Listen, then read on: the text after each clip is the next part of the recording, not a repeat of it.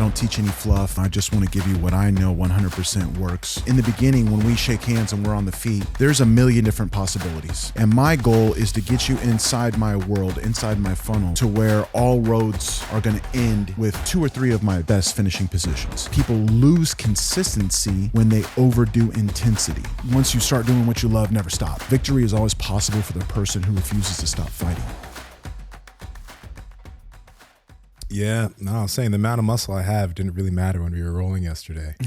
You know, I think one of the coolest things, you're known for, like, even on YouTube, there's an instructional that's up there, battle tested pressure passing. Mm-hmm. I watched that for a while, but like, you're known for your pressure, and you did a seminar with us, showed us some pressure stuff, and you did the exact same move you showed during the seminar when we were rolling together. Yeah. It had me so pissed when you were doing it. I only teach what I do. You know, only what I know is proven, battle tested, what I believe in.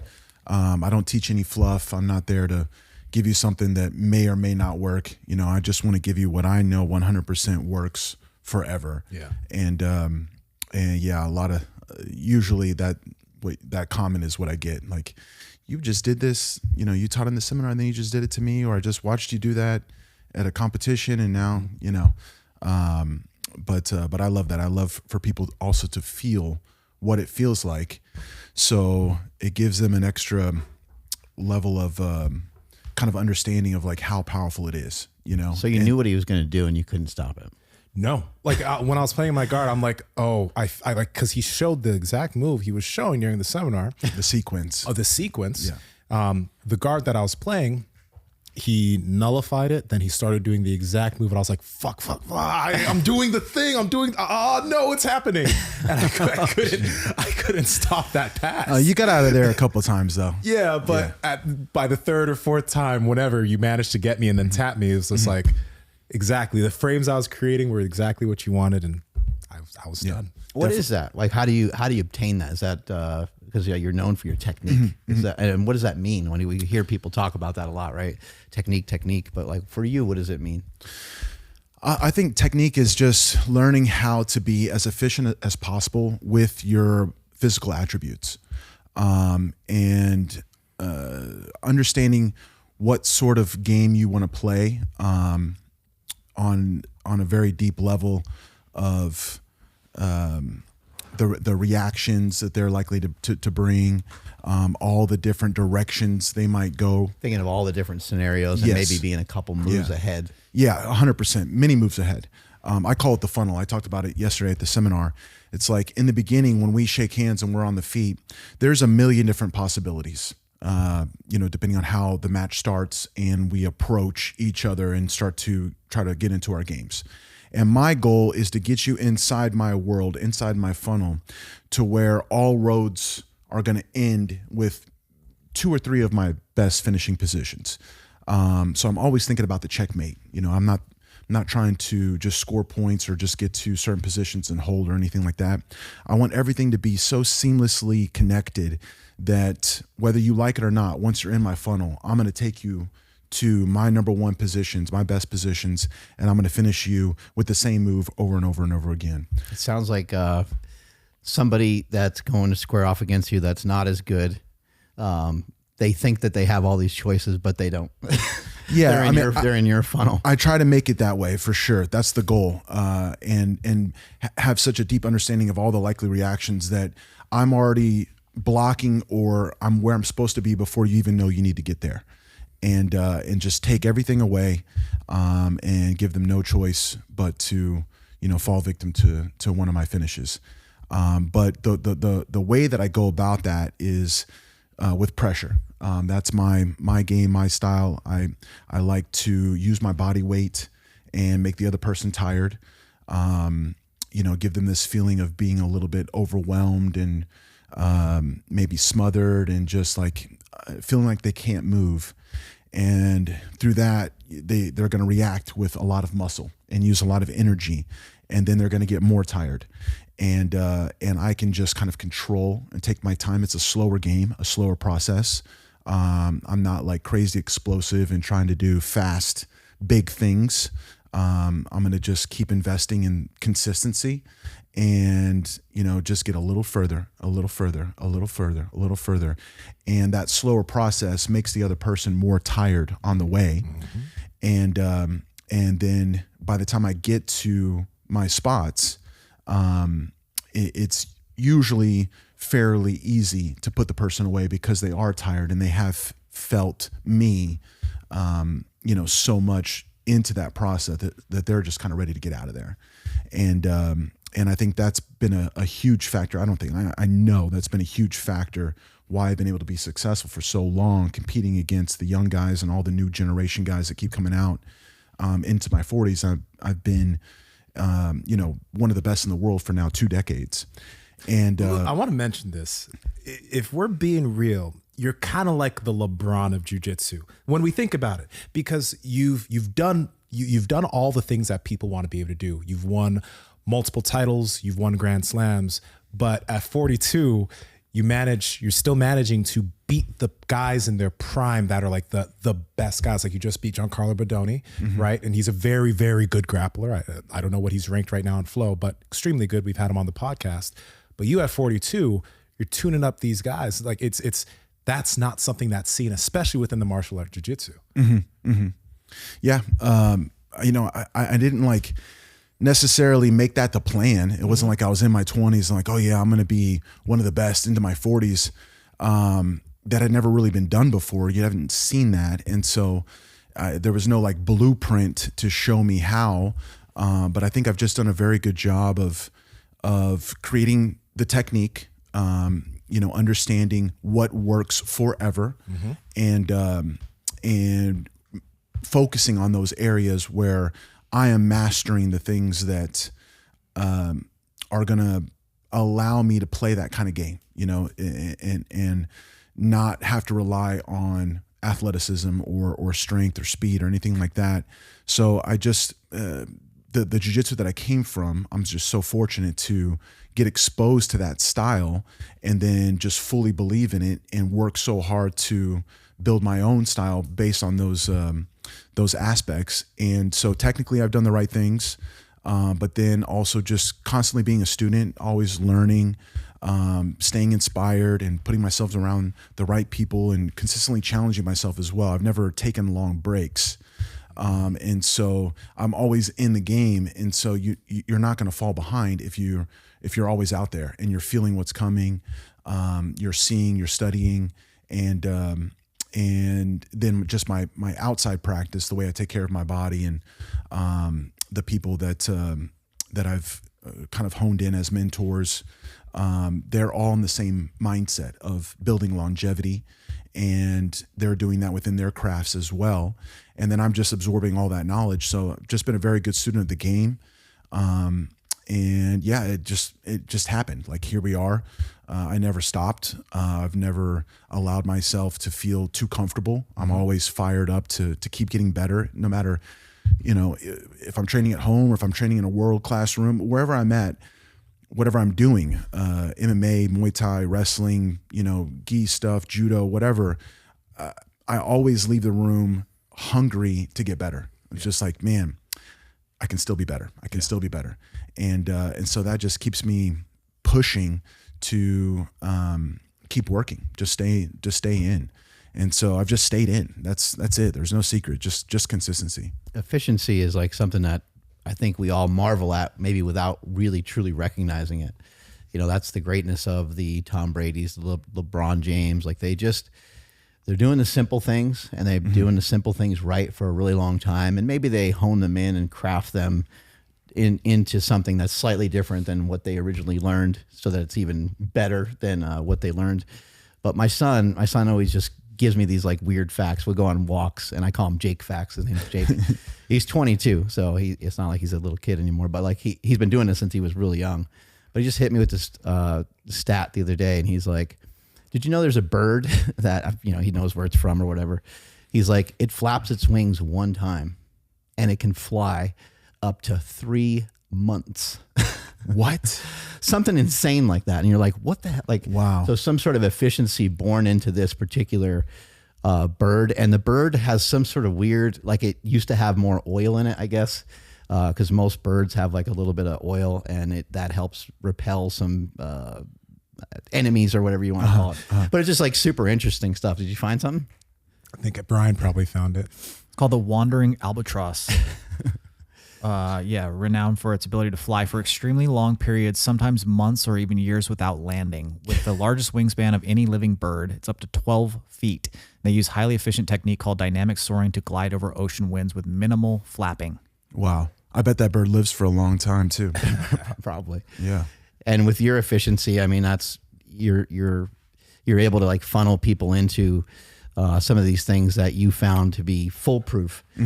Did you do a bunch of stuff that was fancy? Did you do a bunch of stuff that was outside of the things that you do now in the beginning to kind of learn some of this? I did. A lot of it was just the way I came up. And then of course, being young and maybe being a little bit more, how would I say, like careless, to take more risks, as far as like the type of techniques that I would use. But my upbringing in martial arts, so my father's a lifetime martial artist. And so I've done martial arts my whole life. He was my first teacher, my first coach. And basically ever since I could move, I've been doing some form of Cool. training. Yeah. And we grew up doing Jeet Kune Do.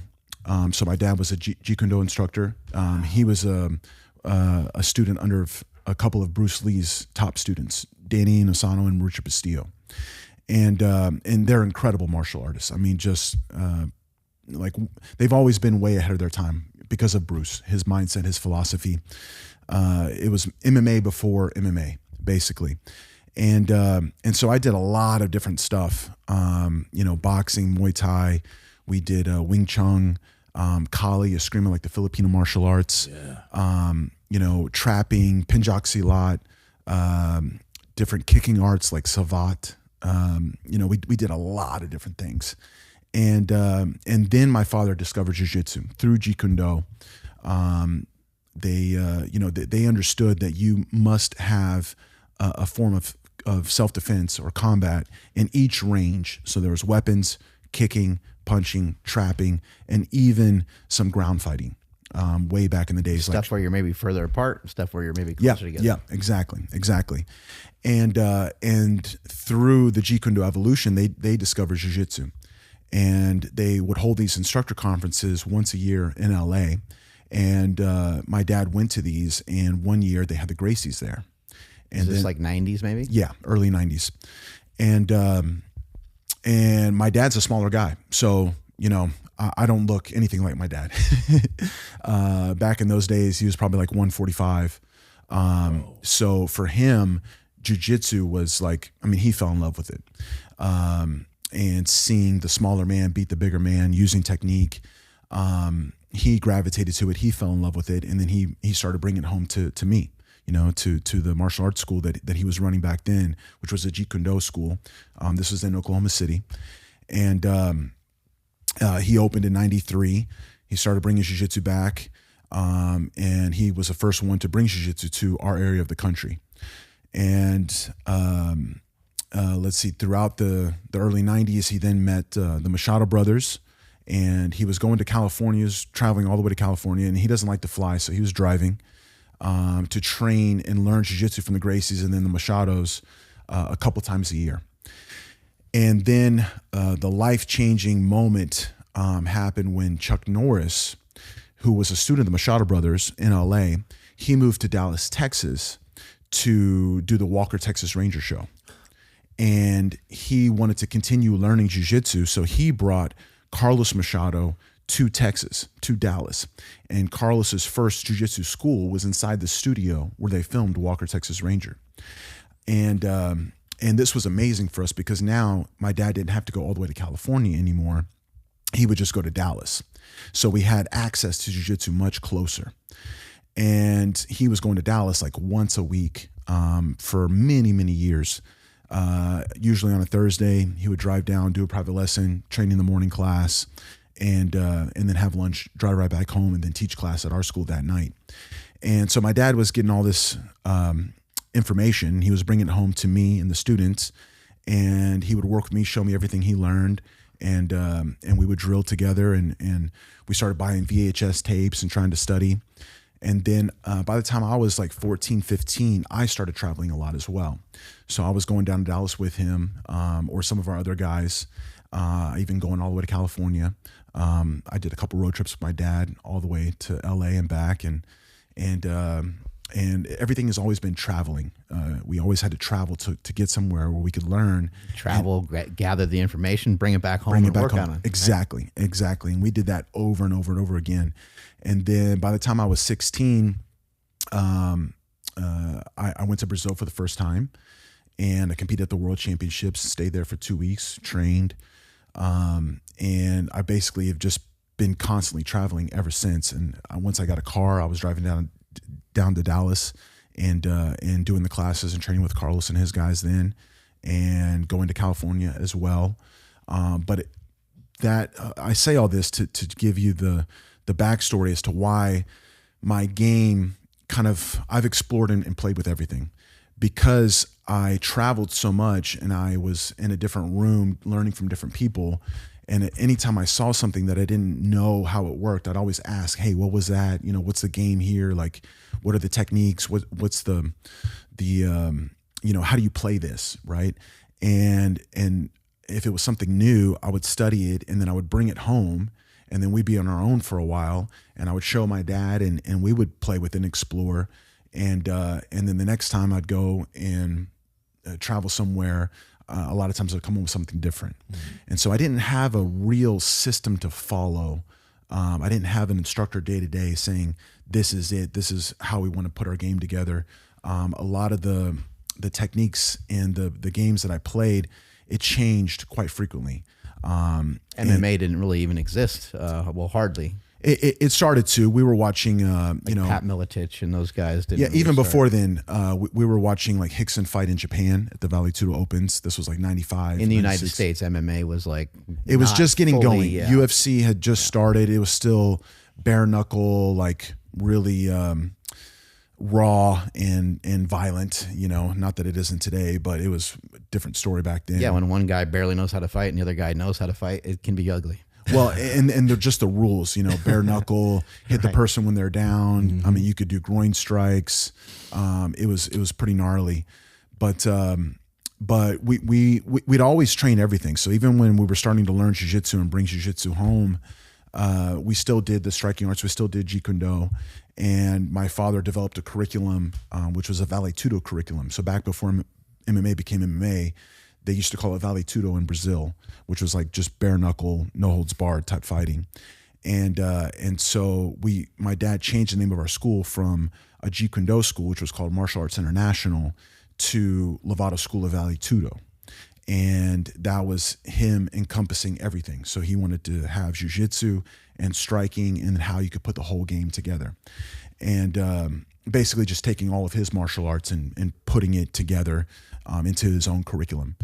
And that's what I grew up in. So, we always did a lot of jiu-jitsu, but then the striking was never far away. And so back in the days at my dad's school, when you got your blue belt in jiu-jitsu and you did your test, you also had to do boxing, Muay Thai, and MMA sparring. So this was like really hardcore. I mean, we didn't have that many students back then. But you had no choice but to train everything. So if you were going to be a student at our school under my father, you had to do everything. So we had a basic class and an advanced class, but each class encompassed jiu-jitsu, takedowns, striking, gi and no gi. It was everything. And we maybe only had like 4 or 5 blue belts test each year, but they were all they could have been pretty good, pretty decent regional level MMA fighters because they could put it all together. So the testing back in those days would last like 3 or 4 hours. And there was a lot of cardio involved. And then you did like striking sparring, some Muay Thai sparring, you would hit mitts, the whole thing. Then you would put your gi on, demonstrate your techniques in the gi. And then you would do jiu-jitsu sparring. And then at the end, you take the gi off, put on little gloves, and then you would do MMA sparring with our best guys. And it was pretty brutal. And so the ones that passed, I mean, like I said, they were all pretty good and very tough. I mean, just to be an average student, average person, willing to put on gloves and do full sparring with striking and MMA, that's a different level. Was that explained up front? Like somebody walks through and you're like, hey, you're going to be asked to do, you're going to be responsible for all this. Yeah. And you're like, I just wanted to like roll around the mats a little bit. Like, no. It doesn't work that way here. Yeah, totally. He never even made that an option. And so it was pretty hardcore, but at the same time, it embodied his philosophy. It's like, I want my students to be competent level, like, real fighters, basically, to be able to defend themselves on the streets. Of course, back then, a little bit of jiu-jitsu would go a long way, but in his mind, it's like, well, the fight still starts on the feet, right? Like, you have to know how to strike. You have to know how to close the distance. You need to know how to control someone when they're hitting you on the ground, and what really works jiu-jitsu wise for a real fight. That was always what we focused on. And so that's what I grew up in. And so whenever I did fight MMA later on in my career, a lot of people didn't really realize my upbringing in martial arts, and they just saw me as a jiu-jitsu guy, a pure jiu-jitsu guy. And they didn't understand the sort of martial arts background that I had, and how I've basically been doing MMA my whole life. Yeah. Of course, I backed off the striking and just focused on jiu-jitsu to accomplish my goals there, and was really committed to my career in jiu-jitsu. But I still had that, that natural feeling to getting hit and knowing how to punch and strike and what it's like to do jiu-jitsu when someone can hit you. I grew up in that. The only time we used to take our gi off was to put on little gloves and do MMA. We never even did no gi, which is so popular today. Back in my time, when I was coming up, all this professional no gi competition didn't exist. That sport of grappling was nowhere near where it is today. And so there was really only like one no-gi event a year, which was ADCC, that started in the late 90s, like 99. Mm-hmm. And by the early 2000s started to get popular. And it paid money, big money. And so a lot of the top jiu-jitsu guys would take the gi off to do that event. But that was really the only one. And then more no-gi events started happening. But there was never a thought like, okay, let's just do no gi. It's like, why are we going to do no gi? If we're going to do jiu-jitsu, let's do jiu-jitsu. If we're going to do no gi and take the gi off, then let's fight. Like, let's put on little gloves and do MMA. And so that's, like I said, that's what I came up in, and I'm much different than what it is today. Like nowadays, it's really referred to as a sport, which I'm not such a fan of. I like everyone to understand that this is a martial art, and we are all martial artists. We're not playing a sport, and different teams that refer to their students, instead of like a student of martial arts, they'll say, oh, that's my athlete. What do you think's the difference? Like because someone might be listening, they're like, well, what is the difference of looking at it like a martial art? I mean, I think I look at it like a martial art. What do you mean?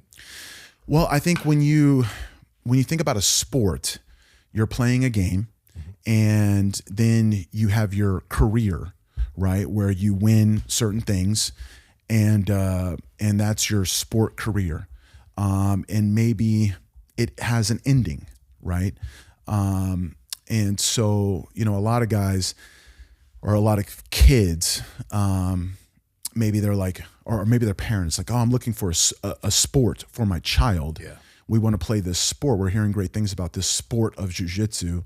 And then they immediately enroll and start playing the sport of jiu-jitsu with the idea of, okay, when's the competition? Now we want to compete.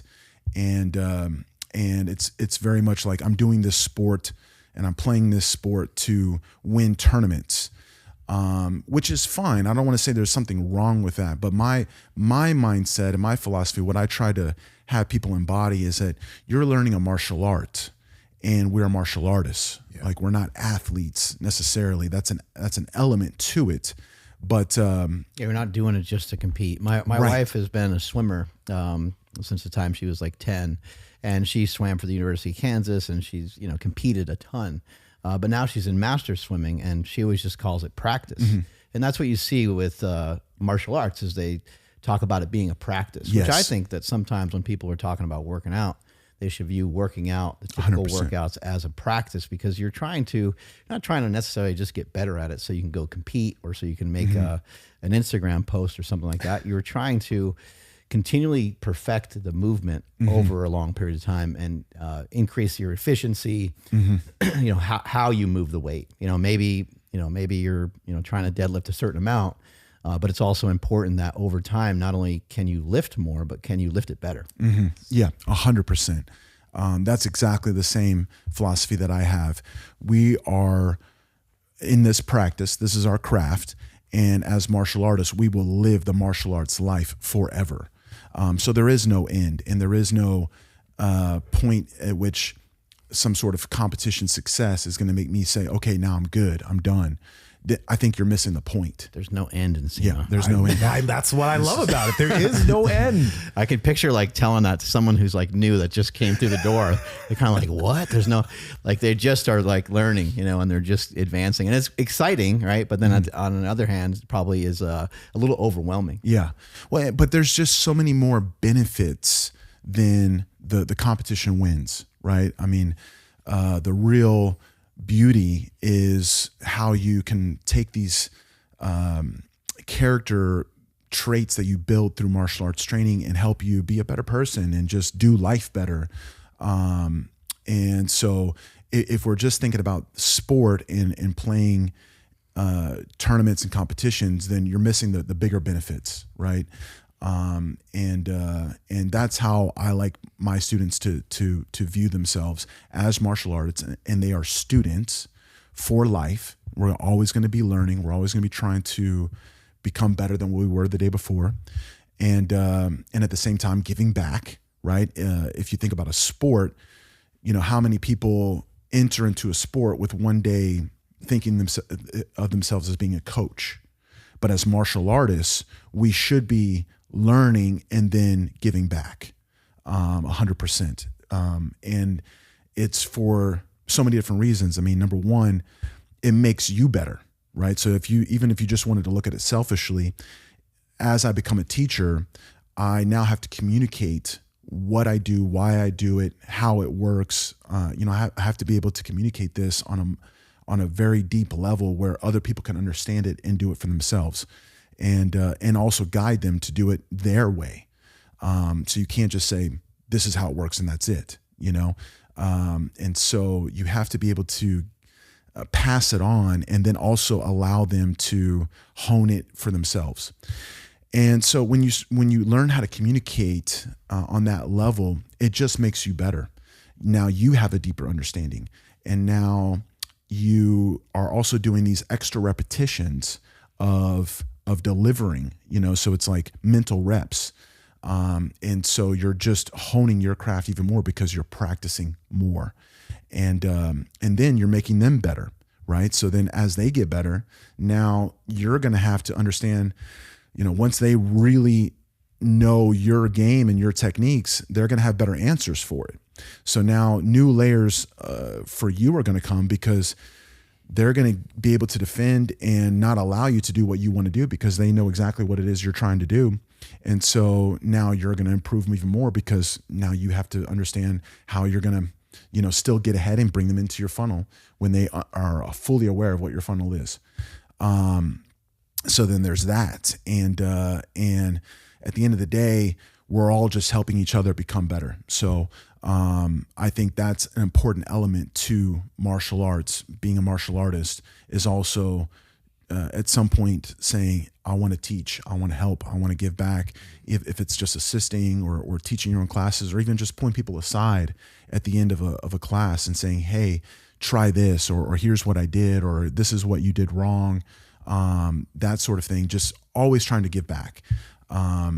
So that's a piece to it. And obviously competition is great because that challenges you and then you learn more about your game and how you respond, and the truth comes out. Like your mistakes that you can hide in in a training room with your training partners that you're very comfortable with and all that, you know, you run into different styles, different bodies, different games, and now your mistakes or your weaknesses are exposed. Yeah. And so now you have to deal with that. And then you use the competition as a way to help you get better. So I take my mistakes and I come back to my training room and I work on it. And then I tell my guys, hey, this person did that. I didn't have an answer for it. I think you could do this same thing. And you have them, you know, work those areas where you can be better. And then they're making you better. It makes them better. It just makes everyone better. So at the end of the day, it's just, how do we live the life where we can continue to get better as efficiently and you know, as much as possible forever? Like, just put everything in place, your routine, your lifestyle, you know, all the practices that you're doing off the mats as well, to set yourself up to be able to get the most out of doing what you love. Did you grow up in Oklahoma? Pretty much. I've lived there since I was 8. So how did you avoid wrestling? Like, well, if you're in Oklahoma, isn't good that question? everybody there wrestles, right? Man, because you only like started doing wrestling more recently, right? Yes. So back in the days, whenever I was a teenager, you know, coming up through high school and that time, you know, we're talking the late 90s, Jiu-Jitsu had already proven and shown itself to be the best. And mixed martial arts wasn't what it was today. And no-gi didn't exist the way it does today. So the appreciation for wrestling wasn't as high back then. And I was curious about wrestling, and I did think about it in high school. There's obviously tons of grappling going on with the stuff that you're learning. Yeah. Anyway, right? Yeah. But I didn't really appreciate it the way I should have. And I just said, oh, but jiu-jitsu beats wrestling. So I'm just going to put all my energy in jiu-jitsu. And when school was over, I just went to my dad's school and I spent the rest of my days there. I didn't want to put any time anywhere else. So that's funny that you brought that up, because that's a big reason of where I'm at today and why I'm doing it. But yeah, there was no-gi, and so the wrestling game didn't have a place in jiu-jitsu quite the way it does today. And MMA, you know, you could see wrestling as important for sure, but it was like, well, the jiu-jitsu guys, they all submit the wrestlers, so I'm just going to focus on jiu-jitsu. You know, so that's where it was then. But of course, over the years, especially as no-gi got more popular and I started competing in my first ADCCs, I began practicing wrestling for wrestling. But when I was learning wrestling, it was because I'm doing ADCC, and then years later it was because I'm going to fight MMA. And so I never really just like said, I want to do wrestling for wrestling versus for no-gi or for MMA. And really these last few years, I've fallen in love with the sport of wrestling itself. And actually these days when I'm on YouTube or I want to watch combat, I watch more wrestling than I do jiu-jitsu. I'm just so intrigued by it. And I've really just fallen in love with it. I have a deeper level of appreciation for it and passion for it. And it's something that, like jiu-jitsu, I really know what I do so well. And there's still like just a lot of learning and exploring that I can do within wrestling. So just being a student, just feeling like a white belt and like, okay, I can get a lot better at this versus jiu-jitsu where, not to say I still can't get better, but it's going to be very, very small adjustments.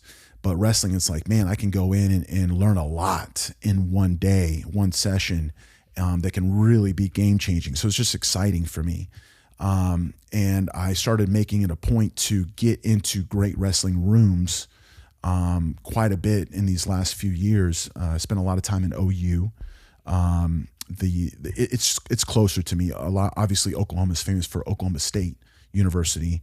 OSU is in Stillwater, which is like an hour and a half away. So it's just a little bit further. but OU is like 45 minutes. And so easy to get to. And I became really good friends with one of the coaches that was there. And he's actually my jiu-jitsu student as well. So we developed this teacher-student relationship where I would teach him jiu-jitsu and he would teach me wrestling. And he was coming to my school a lot. These guys that you're wrestling with, I'm imagining that they're probably very explosive. Oh, they're yeah. probably like pretty young. Like I think in wrestling, and maybe someone can correct me if I'm wrong because I know nothing about nothing, but like in wrestling, it seems like a lot of those athletes, you kind of have to be explosive. Yes. I mean, it is a fast-paced, very athletic. You do need to be strong. You need to be fast, explosive. So actually, with the curiosity, how do you deal with that? Like having to wrestle against people? Because it's not like you're not fast and explosive, but you don't necessarily you don't resort to those types of attributes with your grappling. So how do you deal with that? What are your answers? Well, that's a big reason why I became such good friends with this coach. This guy, his name is Nick Heflin, a very high-level wrestler. He was a multiple-time All-American. He was a finalist in D1 wrestling, and he lost to Jaden Cox, who became one of the best of the best. It was a very close match. He was winning. Jaden won the match in like the last seconds. And then Heflin did a lot of time, he spent a lot of time in freestyle wrestling as well, and practically made the world team for the U.S. a couple of different occasions. And one of those times he lost to David Taylor, who went on to be a world champion. And in his match with David Taylor, he was winning for a big portion. He scored more points than David Taylor than like anybody that year. And so, if he would have made the world team, he very likely would have medaled at the world championships of that year because David Taylor won.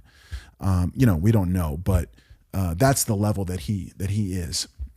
There's that match right there. So Heflin's the one in the blue, and he is a freak. He's the guy I was telling you about that just benched 225 38 times. At 37 years old, 36 years old? He's about to turn 36. It looks like he's got kind of a small waist too. He doesn't look like he weighs a crazy amount. No, he's like 200 pounds right now, and he just did that. I don't think this was the world team. Well, no, maybe it was. Yeah, these athletes sometimes are crazy. So that move right there, you see how he flipped him over and he got that back exposure? Mm-hmm. That's 4 points in freestyle, or that was 2. But anyways, his game is very much a pressure style, and he invests a lot in the hand fighting. He doesn't take a lot of shots. I'm not going to be going to my knees at 40 something years old. Yeah. I might not get back up. You know what I mean? I don't want to be underneath anybody. So he has a really good, strong defensive pressure style, with especially with his hand fight and his hips. And what that does is it makes the other person tired. And so I just fell in love with his style and learning from him. And that's what was taking me to OU.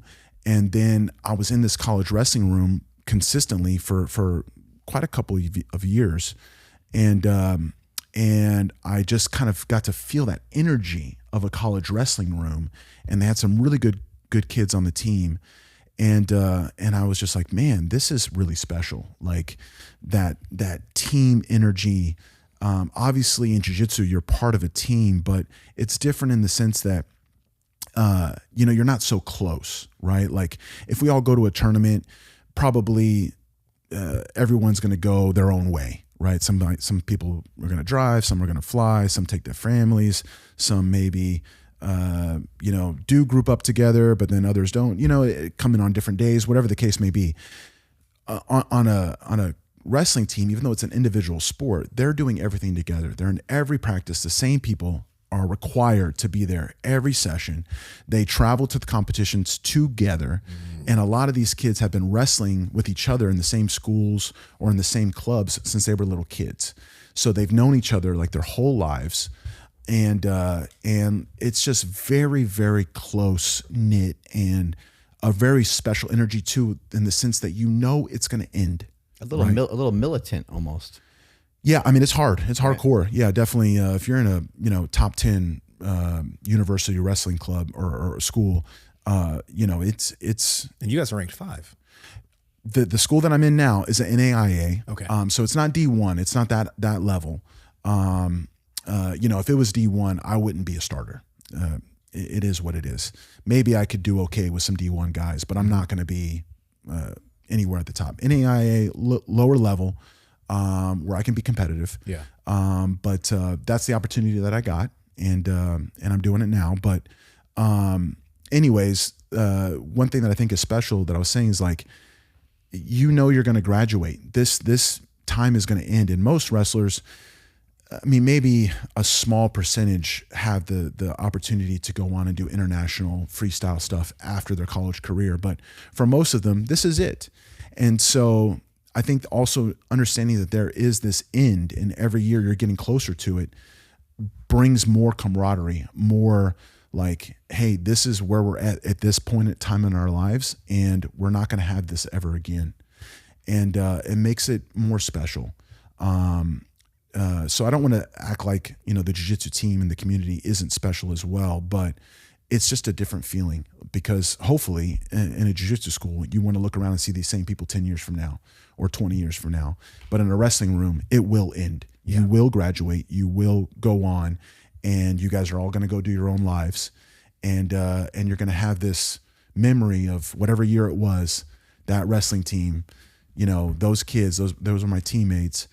We had something special, and that was a special time in my life. And so I just really kind of like looked at that and I was like, man, this is so cool. And I never played any team sports. I never did anything in school in any other sport. And I as I was going to these wrestling rooms, I even went to Penn State, which is the #1 school by far. I visited Penn State a couple of years ago and trained there for a few days. Did a lot of sessions with Bo Nickel, a former opponent of Heflin, and wrestled those guys. And like when I was there, they were getting ready for the Olympics. This was 24, and there was like 10 wrestlers in that room that were either about to go to the Olympics or were former Olympians or even champions. Like Coach Kale was Olympic gold medalist. Yeah.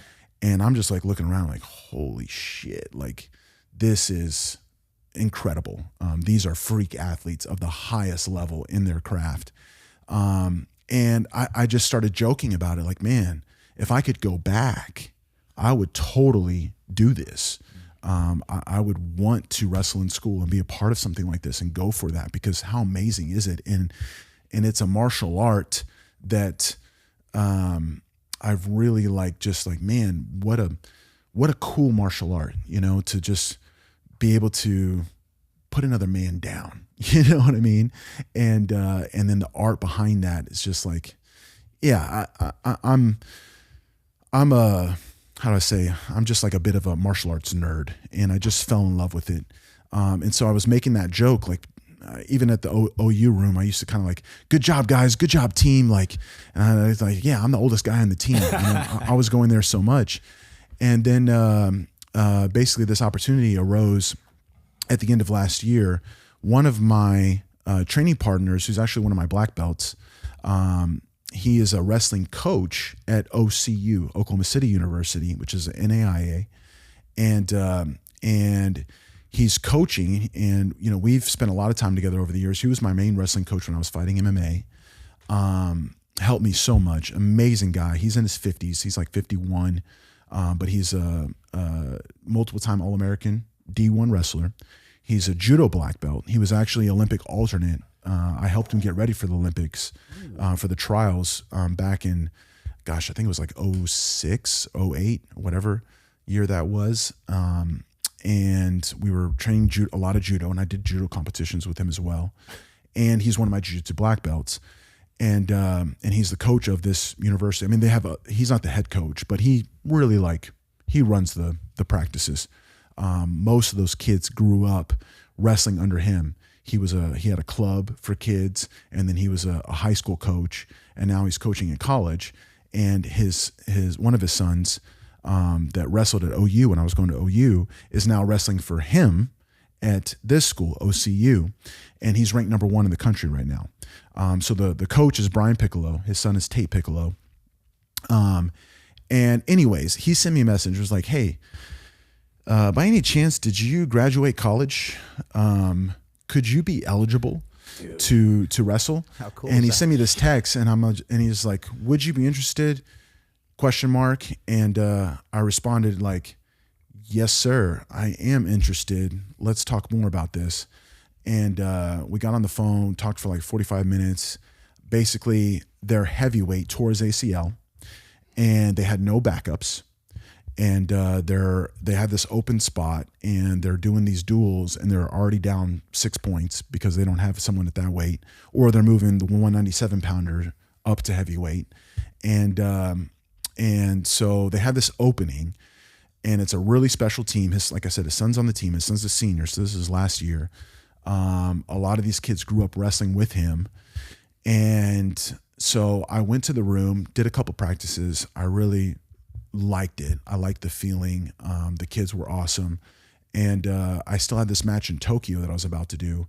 I was like, let me get through this match. Let me see how my body feels. An MMA match? It was a grappling match. Okay. Yeah, for ONE FC. They're a big MMA promotion, but they do grappling matches, kickboxing, Muay Thai. They do all these different rules, type matches inside a cage. And that's where I faced Bodoni. So I had that coming up. This was like 2 weeks before that. And so I come back home. It's December, and he's like, look, we can enroll you for school in January for the next semester, and you can come and do the second half of the season. Yeah, so my body felt good. I was like fired up about it. I talked to some people, and they're like, they supported me. And I was like, man, there's no way I can't do this, because then I'm going to wonder what if, like, I have to do it. No other match opportunities came up during this time. And so, yeah, I jumped in, I enrolled in school, got all that done. Taking any classes? I'm enrolled. You're not going to see me there very much, but I did have to enroll. I would like to actually do some classes, but with my schedule, it's just impossible. Yeah. Family, business, travel. I wouldn't get a good grade just because I'm going to be missing too much.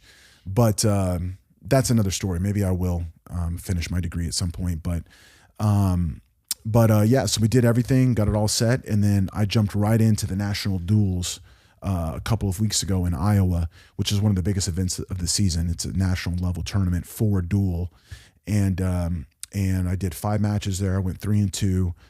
Should have been 4-1, but I messed up in one of my matches and let the kid get me with a last second takedown. But it was all a great learning experience, and I spent like 20 hours in the bus with all the kids, driving to Iowa. And man, it was just super special, like really becoming part of the team and getting to know these kids. I'm a fan of a lot of them. They're really, really good, really awesome kids. Does that get you a little tired here and there, being like a little older, like around people that are so young? Not like that. I think it keeps you young. Yeah. You just feel that energy of these young kids trying to achieve their dreams, their hunger. That's another thing that I've always done a pretty good job of, is just putting myself in these environments that keep the fire burning, and so being around them definitely is doing that.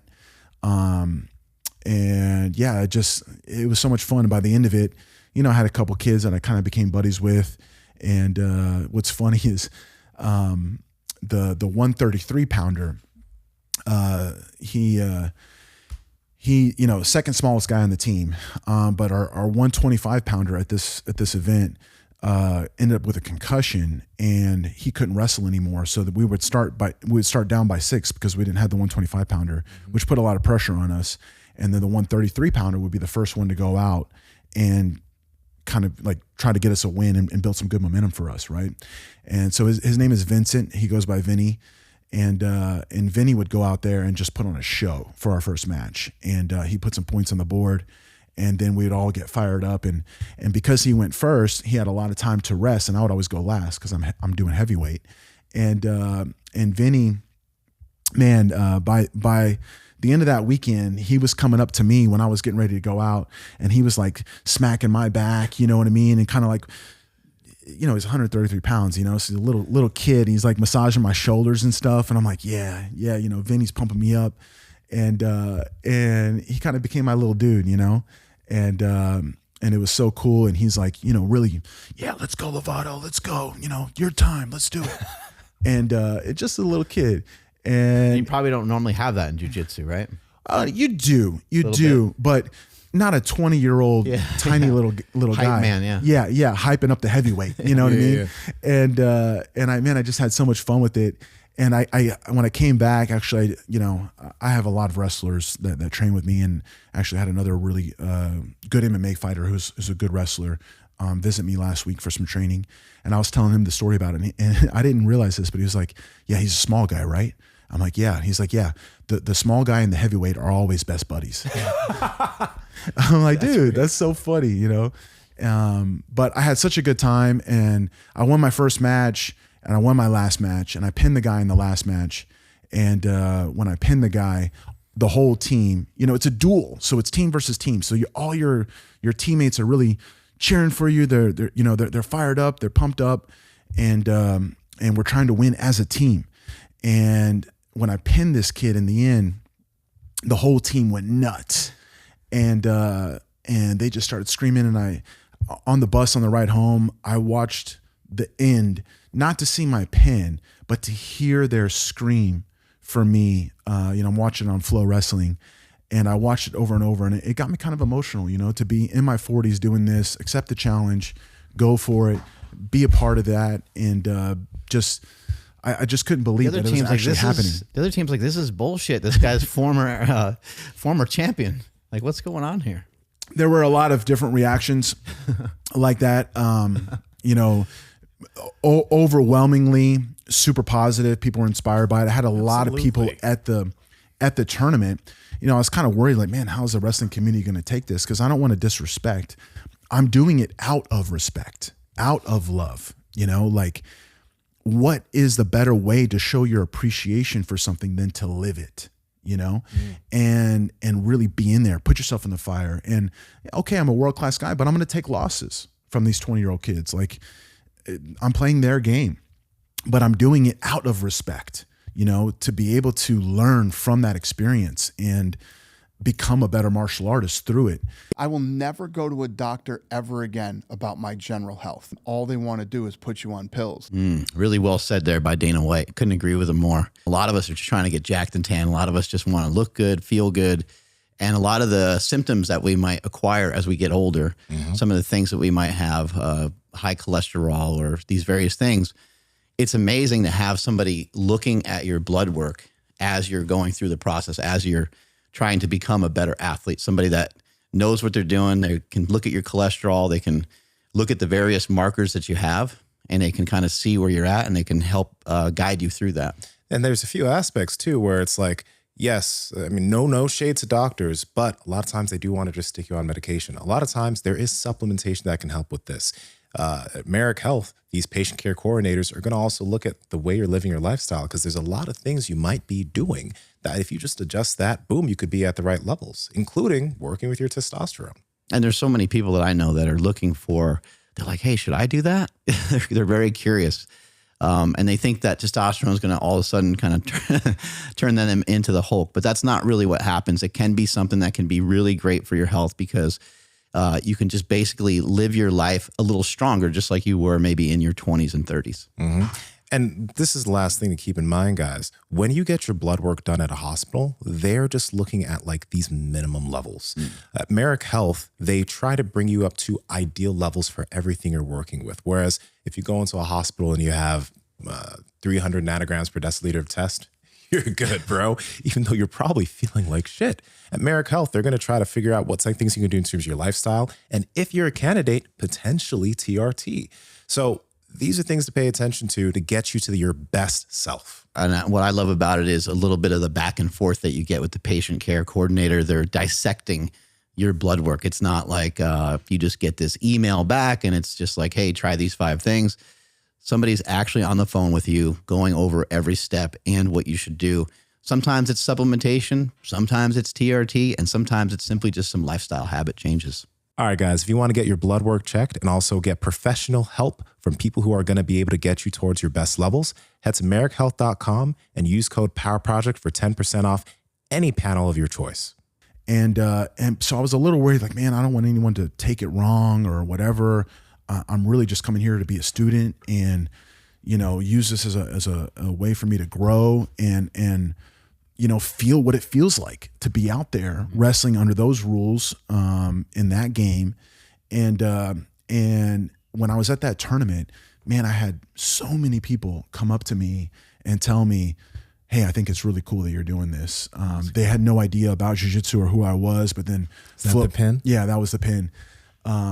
But Flo was posting about it, and obviously Flo Wrestling is the biggest media outlet for wrestling. And so people were coming up to me and like, oh, I never knew anything about jiu-jitsu or about you, but I saw you on Flo. And then they started doing research, and I'm like, what, man, this is so much bigger than anything else. Because what if, number one, what if I inspire someone to go for something that they thought they didn't have time for anymore, that they were too old to do, or whatever the case may be. If I can light a fire under some people out there that I've never met. I'm sure there's people right now listening being like, man, I need to, like, people that like jiu-jitsu, they're probably thinking, man, I need to wrestle. Yeah, for sure. And that crossover happens when wrestlers go to jiu-jitsu, but it's very rare that a jiu-jitsu guy, I think I might be the first, a jiu-jitsu guy to go over and do wrestling. And so then I can open up those doors, right? And then now maybe some of these wrestling kids who don't know what they're going to do after wrestling, maybe now they look at jiu-jitsu a little bit differently because I'm coming from jiu-jitsu, and I'm exposing them, and they're like, huh, maybe I will try jiu-jitsu, and so, like I said, it felt like it was much bigger than me or my own personal stuff. And the fact that I had so many people come up and talk to me and compliment me from the wrestling community in their world at their event and tell me, hey, this is awesome. And, we're here for it. Even a lot of the kids were just like, dude, I think it's badass that you're doing this. That's great. And so it's like, okay, this is good, but there definitely was some extreme responses of like, either it's not fair because I have the experience that I have, even though I'm in my 40s, but, or other people saying, oh, he's going to get destroyed. He's going to just get destroyed and it's stupid. And it's like, how can you be on both sides? You know what I mean? But I'm happy. And I do feel that, it's bigger than me. So, my next one is coming up in, just a little over 2 weeks. It'll be conference. So I wish I could have done more of the full season, but I already had different commitments in place. And then we got hit with some bad weather. I was supposed to be doing another event last week, but the weather canceled the duel. So I'm missing out on a couple things, and I came in late, so I didn't get to start and do the whole thing with the team. But still, the team has really adopted me, so to speak. And I'm with these relationships that I'm building with the kids. I'm also trying to like let them know, like, hey, I can be a mentor for you too. Like I'm a newbie, I'm a rookie in wrestling, but I do have, world class, world championship experience for 2 decades. Yeah. And so I try to like say some positive words at every practice. Yeah, you've been around the best. You rubbed elbows with the best. You are the best. So You've that's been a really world champion. Yeah. I just want to inspire them and help them and help the team. It's such a special team. And if I can help in any way, and maybe help one of these kids do better, then man, that's more than worth it. And then put some points on the board for the team and just experience with them. And hopefully some of them are going to come do some jiu-jitsu with me and we'll see what happens. But what are some maybe physical things that wrestling did for you? Because we've had a lot of wrestlers on the show in the past, and I never really hear a wrestler ever talk about conditioning being any sort of issue, but we've had jiu-jitsu guys before ask for recommendations about ways to condition themselves for the mats a little bit better. So was conditioning something that, you already probably had incredible conditioning because of your MMA background and your longtime jiu-jitsu background, but. Yeah, my conditioning's good. I was very proud to look over and see these 20-year-olds tired after wrestling with me in their game, So, that's definitely one of my strongest attributes in competition over my career. I usually am the one making the other person tired. And so conditioning has always been one of my strong points. Question for you on that specifically. I mean, one, you've been doing this for a long time, but do you think that there are any special things that you do within your conditioning that help you with your condition that other people can start to try to implement to what they do?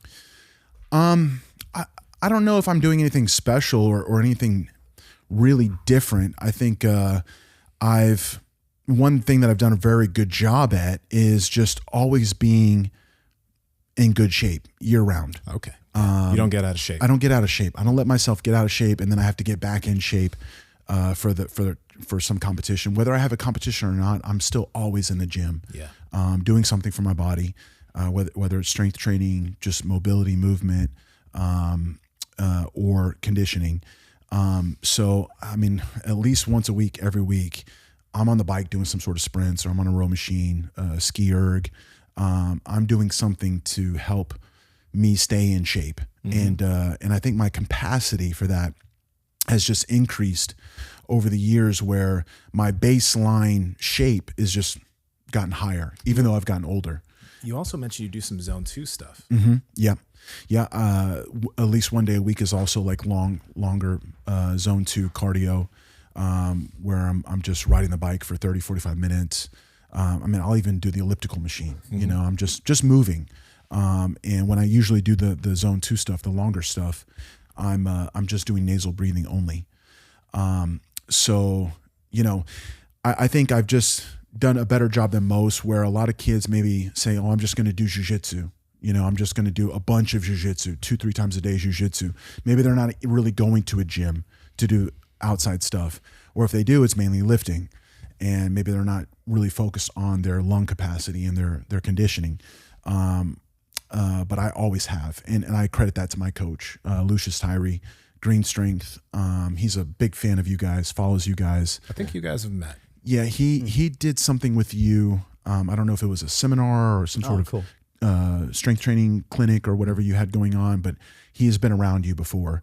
Ryan, his Instagram is Green Strength IV. The 4th, yeah. The 4th, the Green Strength, the 4th. Yeah, he's Lucius Tyree the 4th. Okay, this makes sense. Yeah, But definitely sounds familiar. There he is. So I've been working with him for about 15 years, and he's stayed a student of the game as well. Just going from kind of the powerlifting approach, similar to you, and really just let's get bigger, stronger, you know, and more athletic. To okay, now let's just become better movers and build a longevity practice. And so, I mean, he's very strong, and for his weight, he did some amazing stuff in the past. But over time, he just grew to like, okay, especially because he's one of my martial arts students as well. He's one of my brown belts in jiu-jitsu. And over time, he just said, okay, how can we just be more efficient, right? Be better movers, do things with better technique, and play and just learn and play kettlebells, mace, rope flow, you know, all the above. And so that, you know, he has a martial arts mindset in the world of strength and conditioning. And so we just bonded so well over the years, and he's been amazing in helping me to understand what physical preparation means, and not just going crazy in the gym, you know, but building, you know, maintaining, right, and building longevity, taking care of your body while remaining strong and in shape at the same time. I just want to add to that a little bit. You know, I think sometimes some people that we've talked to before on the show, or some people I've run into that they're playing a particular sport. They currently don't have the conditioning for the sport, and they're simultaneously learning the sport. And it can make it really difficult because you're trying to go 4 days a week, 5 days a week. Some people are trying to go every day. And then they're also trying to like lift and have some conditioning practice in there at the same time. Mm-hmm. And it makes it very difficult. But even for us, the three of us here, we have to kind of like, everything we do has to kind of like register, and you got to kind of pay attention to what you're doing. You were mentioning like kind of going nuts in the gym. For each person, they'll have to kind of define that for themselves. Mm-hmm. And also, why are you at the gym? Are you actually at the gym to be better at jiu-jitsu? Mm-hmm. If you are, then maybe you don't take every set to failure. Yeah. Maybe you're not grabbing the 120-pound dumbbells. And it's not to say that you're going to, work out like a big wimp, and you're not going to like do stuff that's difficult. You're still going to do things that are difficult, but just understand all these things are going to register on your body and they're going to cost you. Yeah, 100%. The why is so important. I love to mention that to people. In anything you do, you must understand the why. What am I here for? What's my intention? And what am I here to gain? If you're just going in there to do crazy numbers and impress people, or sometimes even the coach sometimes I think can have their own ego affect the athlete in the sense where it's like, oh, you're this world-class MMA guy or jiu-jitsu guy or whatever, but I'm still going to make you tired in my gym. I'm going to make you barf. Yeah, or whatever. I'm going to make you feel how hard this is. But it's like, dude, I still got to go to another practice in a couple hours. You know what I mean? And that's where Luke has just really been amazing. He's taken such good care of me. And there are many days. I mean, he's the first one that really just says, how are you feeling today? I love it. How do you feel? And I have 3.5-year-old twins at home as well. So between family, work, training sessions, everything else, there may be a day where I go in and it's supposed to be a conditioning day. Maybe I am supposed to do some sprints, but he sees me and he's like, how do you feel? And I'm like, dude, I'm pretty sore, pretty tired. I didn't sleep so good. Kids were up. By the way, when you share how you feel with your coach, that's not the time to be a tough guy. Like when your buddy asks you how you doing, you go like, oh, I'm doing great. Yeah. But when your coach asks you that, you got to actually let tell the them the trauma truth. out. Yeah, for sure. Let it go. And another cool thing is usually I warm up on a bike, an Airdyne, and just seeing the RPMs and what pace I'm doing right off the bat to start my day, start my my workout. If it's lower than my norm, and I'm not like trying to put any sort of real pace on. I'm just warming up, just moving, but I can see I'm a little, I'm lower today. I don't have as much. We'll recognize that and say, okay, you know what, we're not going to do the sprints or whatever. We're just going to tone down. But that's just so important. It's like what the way I describe it to people, it's like consistency must be there, right? So every day for me, it's get better and feel better. I want to feel better than what I did when I woke up. I want to do something for my body to, make it feel awakened and less sore. Doesn't mean I won't work, but it makes me feel better. Get the blood flowing, all that. Feel better, but then also get better. I still have to work on my craft. I still need to be able to hone my technique and do, do my practice of martial arts. And so that must take place consistently every day. And the intensity can be adjusted, right? But I think people lose consistency when they overdo intensity. And then they're like, oh, well, I got to get ready for this, or I'm doing this, or I got to get back in shape, and I got to do all this. And then they go too intense, and then they get hurt, or they burn themselves out. Most guys get injured either because they're doing too much, or they did too little for too long, and now they're coming back, and now they're going hard again. I got a competition coming up. Yeah, exactly. So inside my longevity practice, it's just like, okay, my consistency doesn't change. I'm going to stay consistent forever, but I can adjust my intensity accordingly. And it's not to say there aren't going to be times where, okay, if I am getting ready for ADCC, I might have to push through a couple of days, right? Because the intensity does need to be up. But I'm also not going to leave ADCC and take a month off.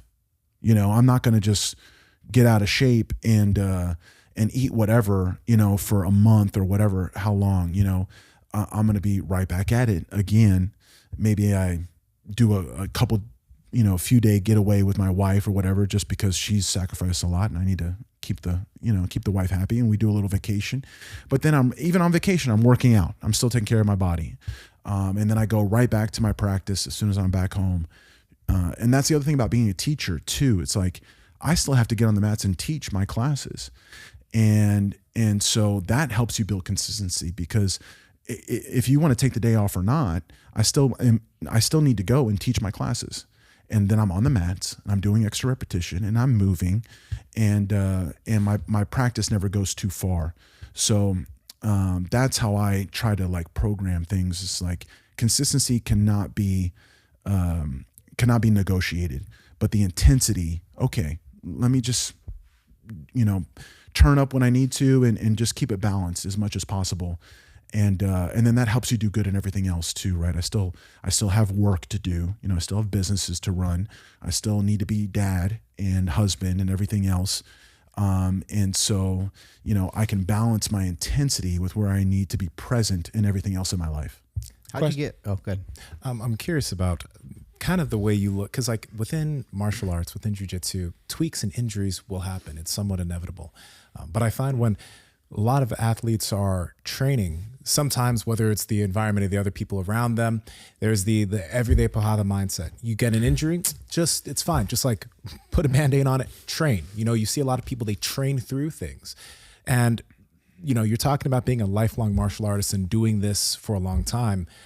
I think also another thing that when you say that comes to mind in my head is like not just doing this for a long time, but doing it with quality for a long time. Rather than being the broken black belt, can you be the black belt that's even better than when they started? So how would you help athletes reframe the way they look at intensity and consistency so that they can be in their 40s and 50s and still physically strong and able with the martial art? Well, one thing that I like to say that I think it just had a big impact on how I see things. Martial arts is movement. In any sport, we're all movers. You're just the type of movement and the goal of the movement is different. In martial arts, the movement has some violent intentions, right? But at the end of the day, we're all just moving. And so any movement is good movement. And how can you be a better mover inside that movement practice? And that's where my coach, Luke Tyree, is also on the same page. And so I think exploring other forms of movement and becoming a better mover is a big part in helping you become a better martial artist, and then just taking care of your body, because inside anything, you're going to be doing certain movement patterns, so much that they're going to get overdone. And then there's compensation within your body, and things need extra attention. But if you're only doing that specific movement practice all the time, sometimes it's hard to be aware of where those compensations or those deficiencies are. And so, if you're just like lifting weights and then doing jiu-jitsu, okay, you're hitting a couple of movement practices, but where else can you learn some or add some more movement in? So I've always been extremely open to that. And my jiu-jitsu sensei and his brother, Saulo and Shanji Hibero, they've also been very open to exploring other movement arts, such as yoga and animal flow, mobility. And then my conditioning coach, he's like, hey, we're going to pick up a kettlebell. We're going to move with the kettlebell. We're going to do mace. We're going to do clubs. We're going to grab a rope and we're going to flow with the rope. And then just inside any movement is like, okay, how do we build better technique to do that movement? And at the end of the day, it's just being a student, so forgetting about ego and just saying, hey, where can I go and learn and be a student of a different movement art that at the end of the day is just going to be great for my body, great for my technique. And then we can just play with how it becomes work versus recovery versus just feeling better. And how can you blend it all together to, do what feels good, but also makes you a better mover, makes you stronger or in better condition. And so like this morning, just being out there playing, I mean, I said, I was talking to Luke before I came out here, and I'm like, he always has a blueprint, a program for me, what I'm doing and what I'm following. I was like, hey, anything specific you want me to do with Ensima and the guys out there? And he's like, no, just let Ensima take it away, and you just, whatever he wants you to do, it's going to be good, And thank you, Luke. Yeah, for sure. And I was excited, and I tell you, hey, I'm all yours. Yeah. Like whatever you want to show me, let's play. let's do stuff. And I'm just very open to that. And I'm not scared to look silly, or not be good at it.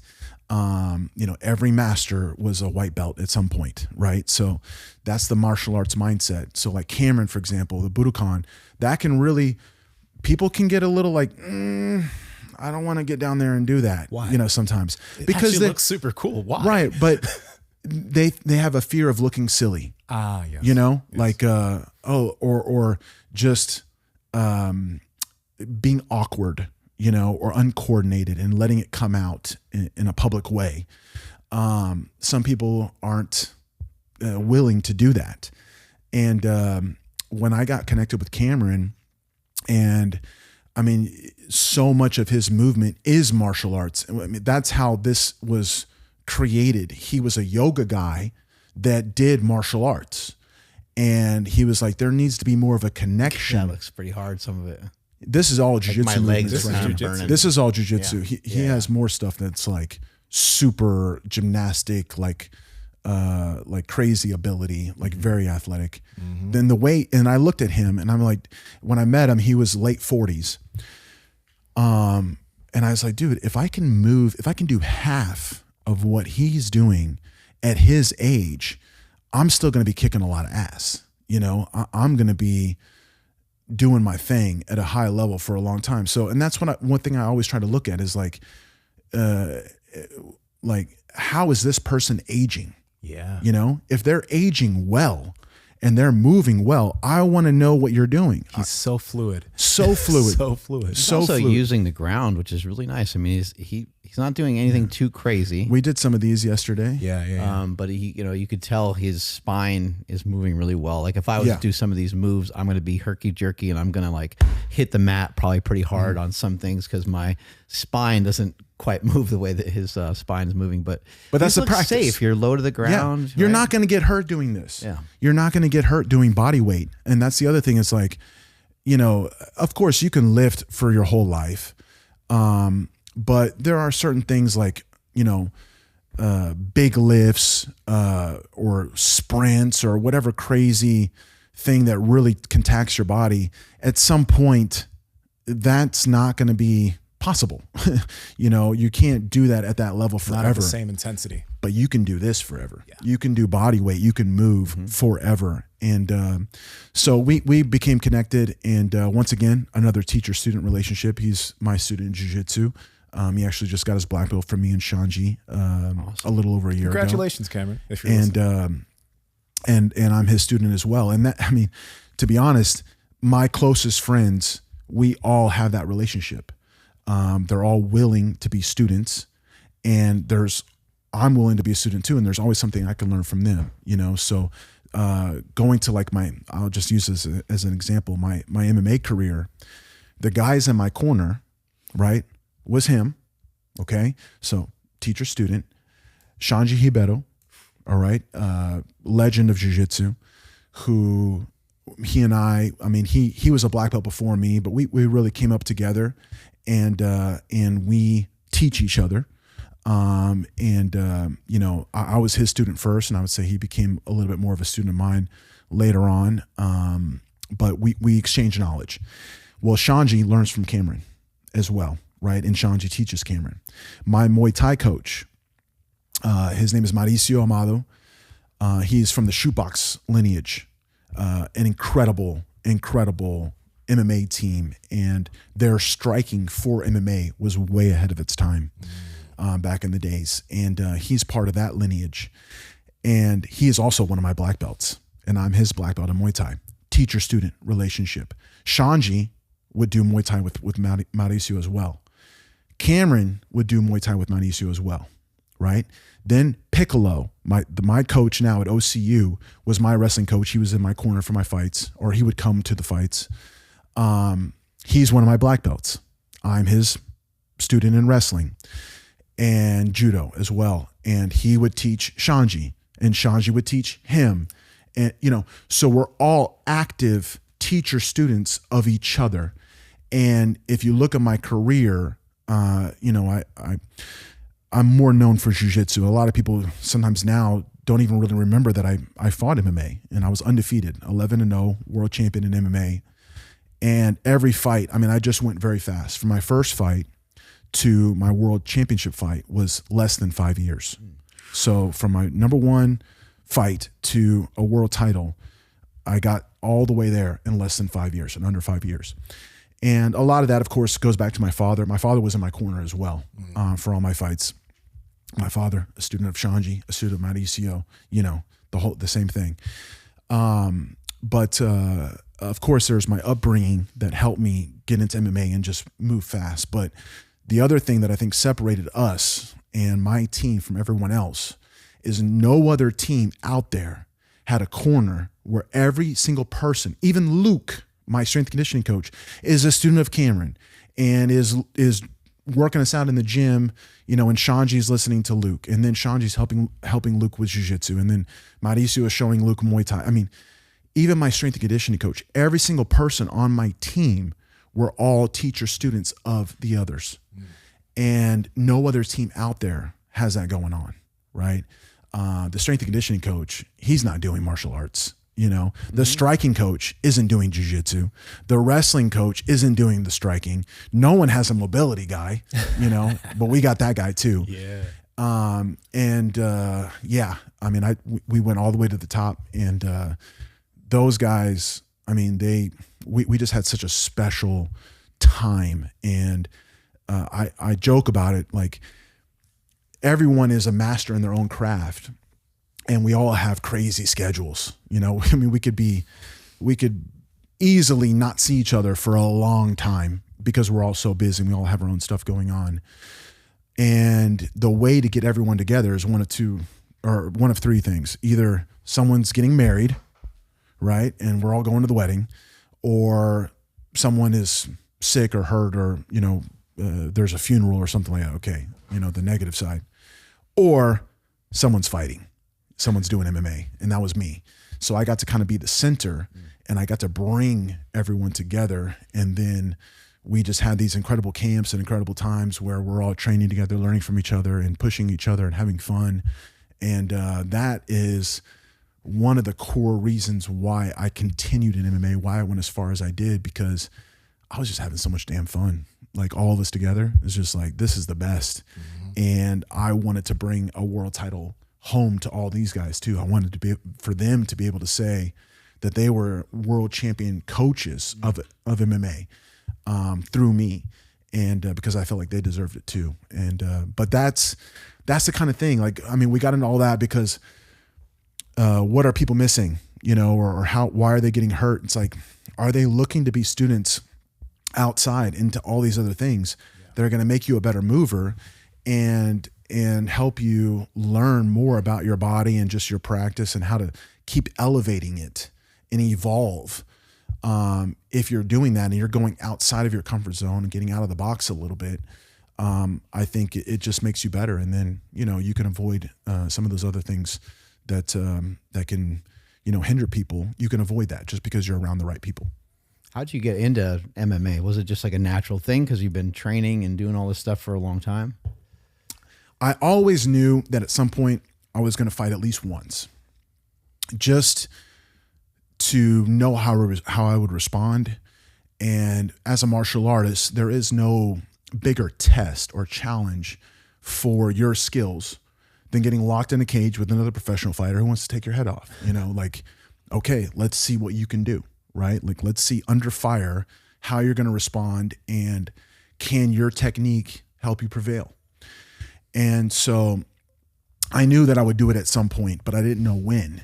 And obviously I had my goals and dreams inside of jiu-jitsu, and I didn't want to go to MMA at a point where maybe I would look back at jiu-jitsu and say, I wish I would have done more, or what if, or have any regrets. So I gave all my 20s to jiu-jitsu. And that was my number one thing, you know, make history as an American in the sport, and just kind of break boundaries, you know, especially from Oklahoma, like, you know, never having a black belt instructor. My father and I were the first American father and son black belts. You I just kind of wanted to pave the way and show people what could be done despite your circumstances, like your location, which at that time was still a very big thing to overcome because a lot of people didn't have access to world-class jiu-jitsu, and maybe they didn't think it was possible because of where they're at. And so I wanted to represent that and just, achieve as much as I could. But in the last couple of years of that run, when I was getting into my 30s, there were a lot of events and a lot of times where I was just doing it to do it. I was like, okay, this is what I do every year. I go to the Pans, I go to the Worlds, I do this one, I do that one. I'm competing against the same guys multiple times. And the fire, I don't want to say it wasn't there, but there were definitely levels when it was there more. And other times I just was kind of doing things because I felt like that's what I did. Like the whole team goes, we all compete, we all do it. And I wasn't as inspired as what I should have been. And there were some losses and things where, I was just like, dude, I really wish I could just fight this guy. Like I actually started having those moments where it's just like, I'd rather just fight. And like I said, the inspiration was kind of coming down just because I'd been there and done that for so many years. Mm-hmm. And so I was like, okay, that's the sign. It's time. It's time to fight. I want to feel that fire again. I want to be a white belt. I want to be like having a mountain to climb. And so my first fight was 2014. I had just turned 31. So I was coming in late, according to the numbers. Right. And I really did the first one just because I wanted to experience it and be able to say I did it once. I at least did it once. And then after the first one, I was like, whoa, what a rush. Like that was another level, it's crazy. I mean, it's fucking crazy. Like definitely the scariest thing I've ever done. And the way you move and everything's so slow, but then so fast and it's over and you're like, what just happened? Like, I mean, the adrenaline is another level. And I was like, dude, that was crazy. Nothing compared to jiu-jitsu, huh? Bro, you can't even put it in the same sentence. Yep. It's not there. No. So after it was done, I was like, whew, all right. You guys want to do another? Like, hey, maybe we should do this again. But then I learned a valuable lesson. I did that fight. A week later, I competed in a jiu-jitsu tournament with my team. Okay. Right. And then I signed up for another match and I just kept going. Question for you real quick. And then that's when this happened. Oh. So the lesson there was just do what you're inspired for. Gotcha. And no matter how easy the fight is, I didn't get hit, it was first round submission, clean, I trained the next day. We went out and partied and stayed up all night drinking, whatever. And then the next morning, because we're all together, I'm like, hey guys, let's go train. And I trained the next morning and then I competed at a tournament the next week with my team just because like, oh, well, I'm here. I'm going to do it. And won that tournament, won some money, and then signed up for another super fight. And I literally kept going.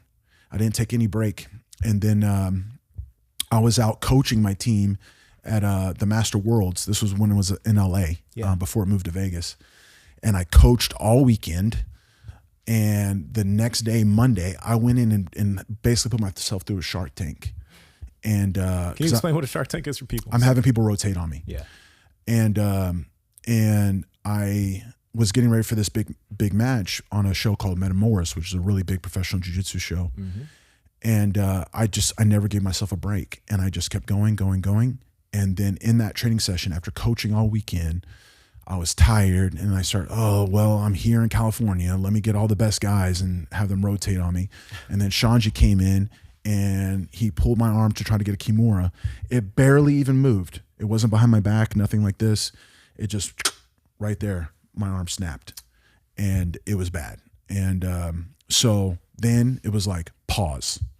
And anytime there's been a pause in my life, that moment to reflect and where you're in, decide and understand what went wrong and say, okay, where we're going to go forward. Like anytime those sort of moments have happened to me, I've always come out of it better and stronger.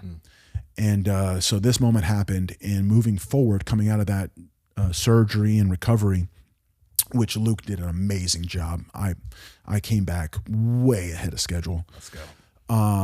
But I just fully committed to it. I mean, consistency, right? And it was just like another training camp. Like, okay, let's come back. And I was unsure. I didn't know how this was going to affect me. You know, a lot of people have an injury like this, completely torn pec tendon, and you know, they're never the same. Their shoulder, you know, and maybe they can't compete at the level that they used to compete at. And so I said, man, if I can come out of this and still compete again, I need to be aware and understand where to put my energy. And after doing that first fight and feeling that, I said, okay, that's going to be my focus from now. I'm not going to try to do it all, so to speak. If I do anything else, it'll just be what I'm most inspired for. I'm not just going to jump into some random tournament or whatever and put that on my body as well. And I also understood that, okay, just because the fight's easy, the 2-3 months of training camp that I did before still took its toll. Yeah. So I made it a point from now on, after every fight, I'm taking a vacation. I'm going somewhere and just taking a break for, you know, 4 or 5, 7 days, whatever, and hit a reset button before I come back instead of just go. And so coming out of that, I said, all right, MMA's number 1, and I put jiu-jitsu number 2 instead of 2 number 1s. And then I committed to my MMA run. And you know, we went all in, but I like I said, I was unsure about how much I would love MMA just because of the atmosphere, the environment. I'm not like a violent guy. The only fights I've ever had in my life are my professional fights. I never had a street fight. I don't get angry like that. I don't have that kind of emotion to hurt somebody. But I wanted the challenge, and I never went out there with the idea of like, oh, I can't wait to hurt this guy. I'm going to, you know, I was always excited to see how my technique and skills could prevail over this other person who's bringing their technique and their skills in a training camp and everything else designed to beat me. Can I still beat them? You know? And then just the whole, culmination of my martial arts training coming together in a single display, you know, because I'm not just a jiu-jitsu guy, you know, I'm a martial artist, and being able to go out there and show that, with my striking, with my, you know, of course, my ground skills, my takedowns, everything. How can I put it together and give my best martial artist display? It's like a little painting, you know, and that's how I saw it. And I just kept, like, I was so motivated and excited to see what my next painting could be. And so I just went all in, and I still did some jiu-jitsu stuff on the side. But then it became mainly just super fights, or maybe an ADCC or something. And, which I felt like also was an asset, because I kept my jiu-jitsu sharp. I didn't just go full MMA and dumb my jiu-jitsu down so much to where it's just, you know, hit and then grab something and try to finish. You know, I still kept my jiu-jitsu sharp. And also that allowed me to stay consistent. Like I didn't do 2 fights a year and that's it. You know, I did 2 fights or maybe 3 fights a year, but then I also did 3 other jiu-jitsu events or grappling super fights against other top guys. Yeah. So I never got behind, and I would stay in shape year round. That's different than most guys. You know, you hear them, you know, they get a couple months off, or, yeah, you know, and they go into a camp and they got to get in shape again and all that stuff. Yeah. I never enjoyed that. I would never do that. But yeah, so it was like, I just fell in love with MMA. What was it like having your dad in the corner when you're like, cause you've been learning all this stuff from him since the time you were a kid. Like, is it, like, is some way help calm you down a bit when you go to the corner and your dad's there? I felt like I needed to calm him down sometimes. You know, you could see the nerves. He'd get really quiet, and just his face would kind of change and whatnot. Oh yeah, his son is fighting somebody else. He's got to sit there and watch it. Yeah, and now I'm a father too, so I can really, you know, I have a feeling of what that could feel like. I don't know yet, but at the same time, he understood. You know, even before my first fight, I set my dad down. I said, "Hey, it's time for me to fight." You know, this is something I need to do, and he completely understood as a martial artist. Sounds so cool. Sounds like something out of a movie. Right? So I was thinking, yeah. I'm just saying, like, you're like a superhero. That's super cool. We've definitely lived a different life. Another thing about my father, to just completely throw it off into another subject, not only is he a lifetime martial artist, but he is a musician as well. He plays the organ. The organ. Out of all the instruments out there, he plays the most complex of them all.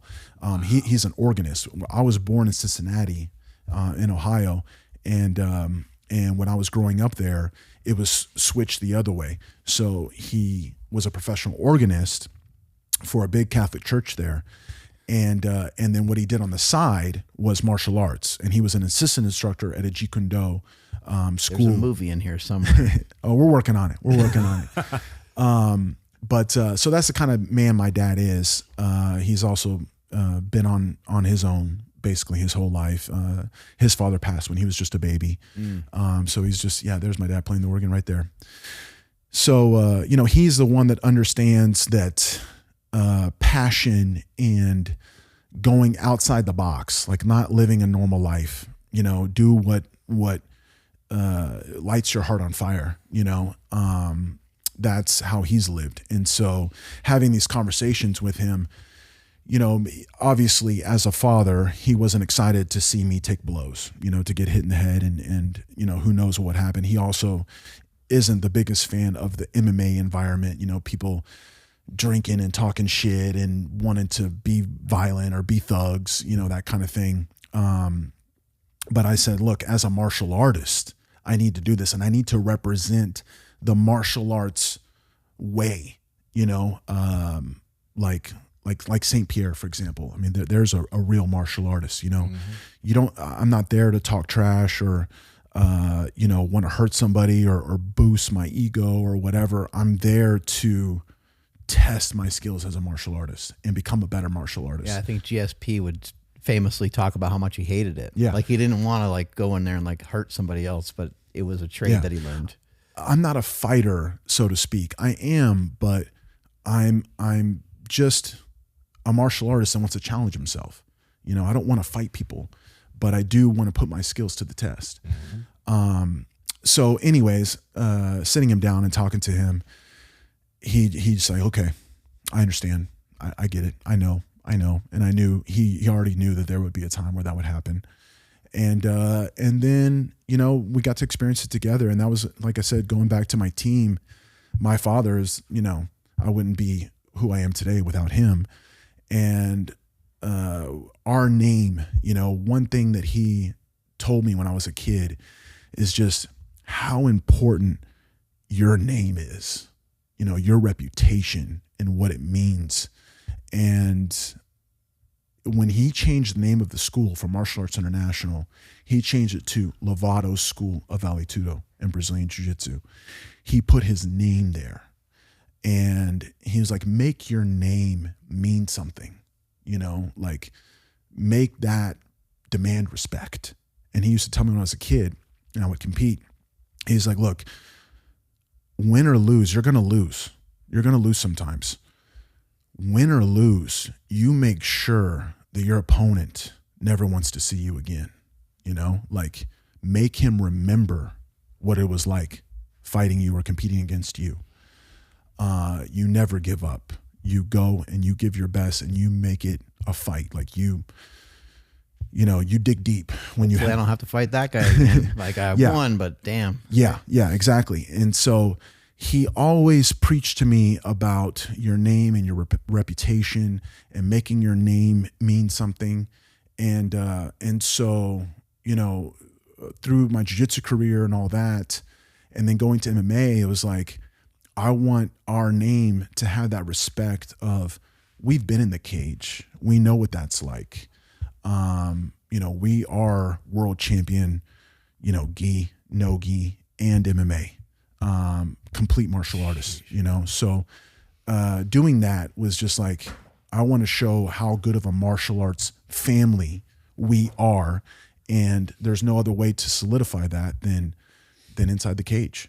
So having them there, I mean, it meant a lot. Actually, when I walked out to my world title fight against Musashi, I walked out with my music being my dad playing the organ.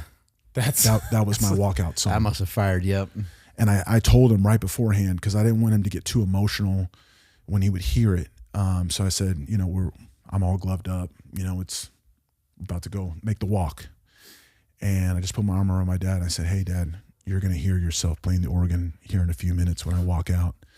I just want you to know, you know, that's coming. And I'll get emotional if I talk about it too much. But there was a whole thing behind that whole thing, too, with my brain condition and what was going on behind the scenes. My dad didn't know.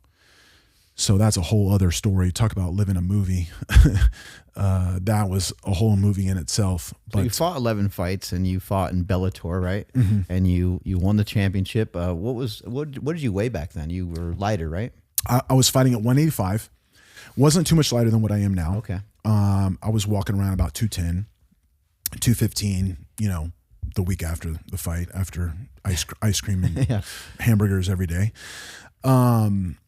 But yeah, usually around 210, diet down to 200, cut from there, made weight every time, no problem. I first started hearing about transcriptions from Thomas DeLauer. Yep. And, you know, Thomas is somebody, it's an animal with working out. You got a chance to work out with him. I worked out with him. And he's kind of always on the front lines of like, you know, finding out about these new companies that have cool things. But I didn't really realize that Transcriptions was the first company to put out methylene blue. And now look at methylene blue. It's so popular. It's everywhere. It's one of those things. If you guys listen to this podcast, you know I'm very iffy with the supplements that I take because there's a lot of shady stuff out there. You got to be careful. The great thing about Transcriptions is that when people want to get methylene blue, usually they'll go on Amazon, they're going on these other sites. It's not third-party tested. It's not dosed. A lot of people end up with toxicity from the blue that they get because there's no testing of it. Transcriptions, they have third-party testing for their products. It's dosed, so you know easily what exact dose of methylene blue you're getting in each troche. So you're not making some type of mistake. There's not going to be anything in it. It's safe. You can have it dissolve and you can turn your whole world blue if you want, or you can just swallow it. They have two different types of methylene blue. They have one that is, I believe, dosed at 16 milligrams, and they have another one that's dosed at 50 milligrams. So make sure you check the milligrams. I don't recommend anybody start at 50 milligrams, but the 16 I feel is very safe. You can also score the troches and you can break them up into smaller bits. Yeah, that's what I do. And in addition to that, on top of the methylene blue, they have a lot of other great products and stuff as well. They got stuff for sleep. They got stuff for calming down, all kinds of things. I got to say, I use it about 2 or 3 times a week. I use it before jiu-jitsu. And the cool thing that I've noticed, and I've paid attention to this over the past few months, is that after sessions, I don't feel as tired.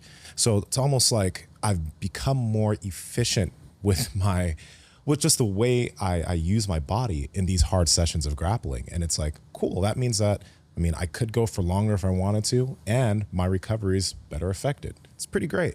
I know Dr. Scott Schur, we had him on the podcast, and he talked quite a bit about how he recommends methylene blue to a lot of the athletes that he works with. Yeah. And they're seeing some profound impacts. And one of the things I've heard about it is that it can enhance red light. So those of you doing red light therapy, or those of you that have some opportunities to get out into some good sunlight, it might be a good idea to try some methylene blue before you go out on your walk or run outside or whatever activity it is that you're going to do outside. And this stuff is great, but please, like, first off, they have that stuff for staying calm. They have stuff for sleep. But remember, this stuff isn't a substitution for sleep. This isn't a substitution for taking care of your nutrition. This is supposed to be an add-on to all the things that we already should be doing. And it's going to make things so much better if you're doing everything else too. And I think this is just a little different too than just adding some magnesium to your diet. I think this is a little different than, treat these things appropriately. Make sure you do some of your own research. But if you're taking medications, SSRIs, you better talk to your doctor first. Don't be popping these things. And if you're taking any medications at all, it'd be good to double, triple, quadruple check and make sure that you're safe. Transcriptions has a lot of great things that you need, so go and check out their website when you have the opportunity. Strength is never weakness, weakness never strength. Catch you guys later. So I did my world title fight was my 10th fight. So I had done 9 fights, and every fight I had done up until that point, it was never required for me to get a brain scan done to get approved to fight. So you always have the medical requirements to get approved by the commission, and usually it's blood work or some sort of physical and drug tests and all that kind of stuff. But I was never required to do a brain scan. The only places in the U.S. that require that is California, New York, and Vegas. And I never fought in any of those places. And so, and I never had any issues, no knockouts, no concussions. I don't even really get headaches. Like, that never happened. So I never had a reason to think that there was something going on in my head. But this fight was in London, and Europe. The commission there requires you to get a brain scan done. So 6 weeks before the fight, I go to do my brain scan just to get my medical stuff done. I was actually getting ready to fly to Brazil the next day. For all my MMA fights, I would go to Curitiba, Brazil, which is the home of shootbox, where my Muay Thai coach is from. And I would go to Brazil to do like the real intense part of my camp, kind of like the Rocky IV, going to Russia and just get away from everything, zone in, hard work, grind. Don't forget what's coming, right? Like, just remind yourself, you're comfortable in your home and all this kind of stuff, but you're about to be locked into a cage, so you need to get out. And so every fight I would go down there, and I was actually getting ready to fly there the next day. So I go get my MRI, and I'll never forget, it's over, and they're not coming in the room to get me. And I'm like, dude, it's taking forever. The machine's done. Like, I'm ready to get out of this thing, And finally the guy comes and gets me, and he's like, hey, do you have any problems? Like, do you have some sort of issues with your head? I'm like, no. He was like, dude, why don't you come back here? I want you to look at this. And he pulls me into the screening room, and he shows me the computer, and he shows me pictures like that. He's like, look at your brain. There's something wrong. And I'm about that big black. All of them. I have multiple. Yeah. He's like, yeah, there's something wrong. You need to go see somebody. I'm like, okay, well, are you going to sign my paper? Like, can you just sign my paper so I can send this in and get approved to fight? He's like, no, I'm not signing your paper. You're not okay, and you need to go see somebody. This is 6 weeks before the fight. So I'm like, okay, all right. He's like, and then he tells me, I'm going to do some research. I'll give you your CD. Come back the next day, and I'll give you the disc. But let me look into this a little bit. So I go back the next day, literally right before I'm going to the airport, and he says, hey, I think you have Cavernoma. Here's your disc. I'm not signing your paper. You need to see somebody. I don't think you should be fighting, but I'm pretty sure this is what you have. And so then I jump on a plane. I take that information, and I get on a plane to go to Brazil. And I'm like, start Googling, and I'm Googling Cavernoma, and I see all these horror stories of, people and kids having Cavernoma and having to have multiple brain surgeries. The symptoms can be as serious as paralysis, losing the ability to use one side of your body, loss of vision, seizures, coma, and at the worst, death. And basically what it is are these extra blood vessels that grow in my brain, and they tend to wrap together like vines. And as they grow, they have the potential to ooze blood. So it's not like a quick bleed, but it's a little bit over time. And if it grows, or if it's in an area that's very vulnerable, in your brain, then bad things can happen. And so I start reading all these horror stories, and I'm getting on the plane. I'm on the plane on my way to Brazil, and I'm getting ready for a world championship fight, the biggest fight of my life, against someone who's, considered by many to be like top 5 all time in that weight class, a legend, multiple time champion, blah, blah, blah, blah. I'm a huge underdog, and he's a great striker, and he was on a run. He was like on a 6-year undefeated win streak, where he had run through a lot of really good people. And that's who I'm getting ready to fight. And so, all these things start hitting you, and you're putting all this together, and you're just like, number one, I'm like, okay, what about my health? Like, is this going to kill me? Or am I going to end up like Muhammad Ali? I kept seeing Muhammad Ali, am I going to end up like that when I'm older? And I was just so afraid. I didn't know how bad it was. I didn't know what could happen. And so I get to Curitiba, and fortunately my coaches, so Mauricio and his brother Dida was the head coach in Brazil. They are like OG legends of that area of Brazil. And so in Brazil, they love MMA, right? And especially in this area of Brazil has such a rich history of Muay Thai and MMA. And so they're super connected, right? So they had hookups everywhere. So they start calling up all the doctor buddies that they know, and they're trying to get me in to see as many doctors in Brazil as possible, basically with the goal to find one that's going to say, yes, I'll sign your paper, So we start the process. I get another MRI down there, confirm it's the same thing. Obviously my brain's not going to look any different, but we get another MRI down there, and we start seeing all these neurologists and neurosurgeons. And man, every single one of them are saying no. And they're not just saying no, like you can't fight, but they're like, you can't get hit in the head.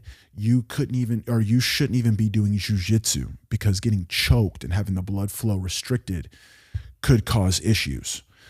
So by the time it comes to the point where they're telling me you can't even do jiu-jitsu anymore, I'm really a mess. Like I'm so emotional, and I'm sparring every day. I mean, I'm training for a fight. And so I'm going into all the training sessions emotional, not knowing if I should be getting hit or not. Am I going to hurt myself? Like, what's going to happen to me? Am I going to end up in a wheelchair or a coma or whatever? And I'm supposed to be doing this fight, but I don't even know if it's going to happen, because everyone's saying no. So I don't know what's going on. And so obviously I'm training terrible. I'm not sleeping. I'm crying all day, every day. I'm FaceTiming she was my girlfriend, fiance. She was my fiance at the time. I'm FaceTiming her every day. Now she's my wife, mother of my children, but I'm just like bawling on FaceTime with her. Like, baby, I don't know what's going on. Like, worked so hard to get here. I don't even know if it's going to happen. I don't know about my health. I'm just like, I don't know. And this goes on for 2 weeks. So my time to stay there was like a little over 2 weeks, like 16, 17 days. And this goes on for 2 weeks. I'm literally in the last few days, and I've given up. Towards the end of that second week, I'm in sparring, and I freaking tore my hamstring. Yeah. So I was and of course it was that, let's do one more round. It's always that one more round. So it was already like, I could have been done, but I wasn't training well, of course. And so I'm like, no, I want one more. Because I want to end on a good note. And so I did that extra round, stupid, tired, stressed, not in a good place. And I go for a takedown. I'm wearing wrestling shoes because I'm throwing kicks and stuff, and MMA style.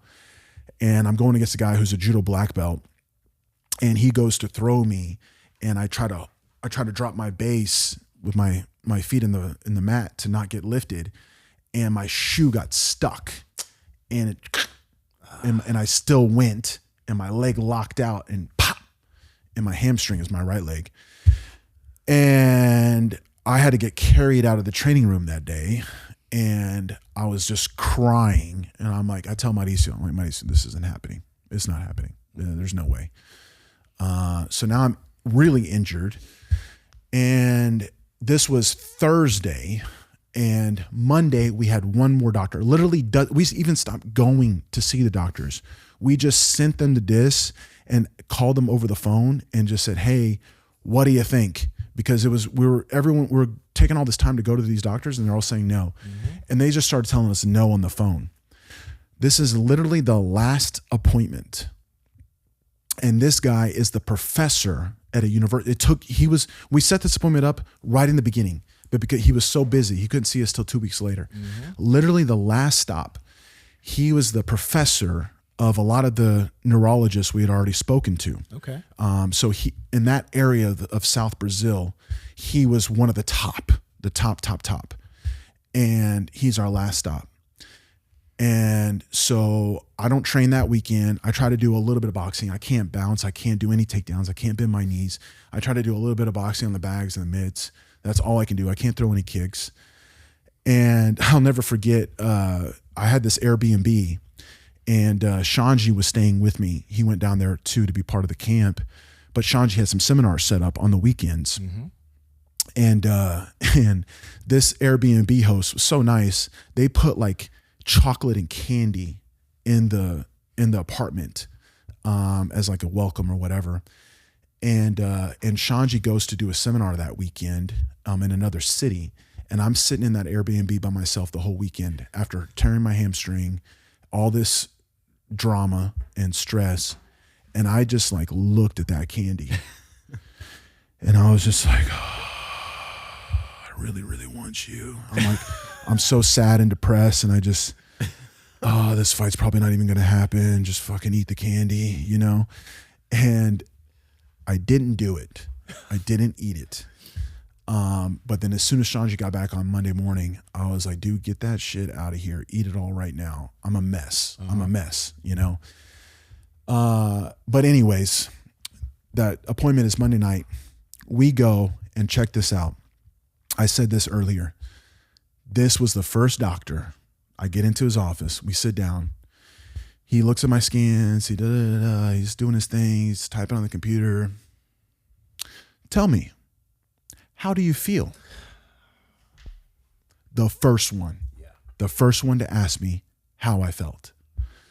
I'm like, dude, I don't even get headaches. Like there's no symptoms. I had no idea. There's never been anything to show me that there's something going on up there. And he was like, yeah, And he starts typing some more on the computer. And he's like, oh, yeah, just what I thought. He's searching to see if there's any studies or research about how head trauma could make my disease worse. And he was like, look, this is such a unique and specific case. I'm not going to find anything in here that's going to say that you getting hit in the head is going to make your cavernoma worse. Because how many other people out there are professional fighters with cavernoma? And so he is like, I can't say for sure, without a shadow of doubt, that you getting hit in the head is going to make this any worse. It is what it is. It's there.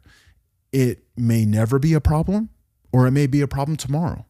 And there's no way we can say that some specific thing is going to make it worse, because there are people with my condition who never got hit in the head, who never did anything on the extreme sports side, that it just grew and became terrible for them. And they had to do multiple brain surgeries right off the bat, just because of the way their body, fights it or how it grows or how it evolves with their body specific to them.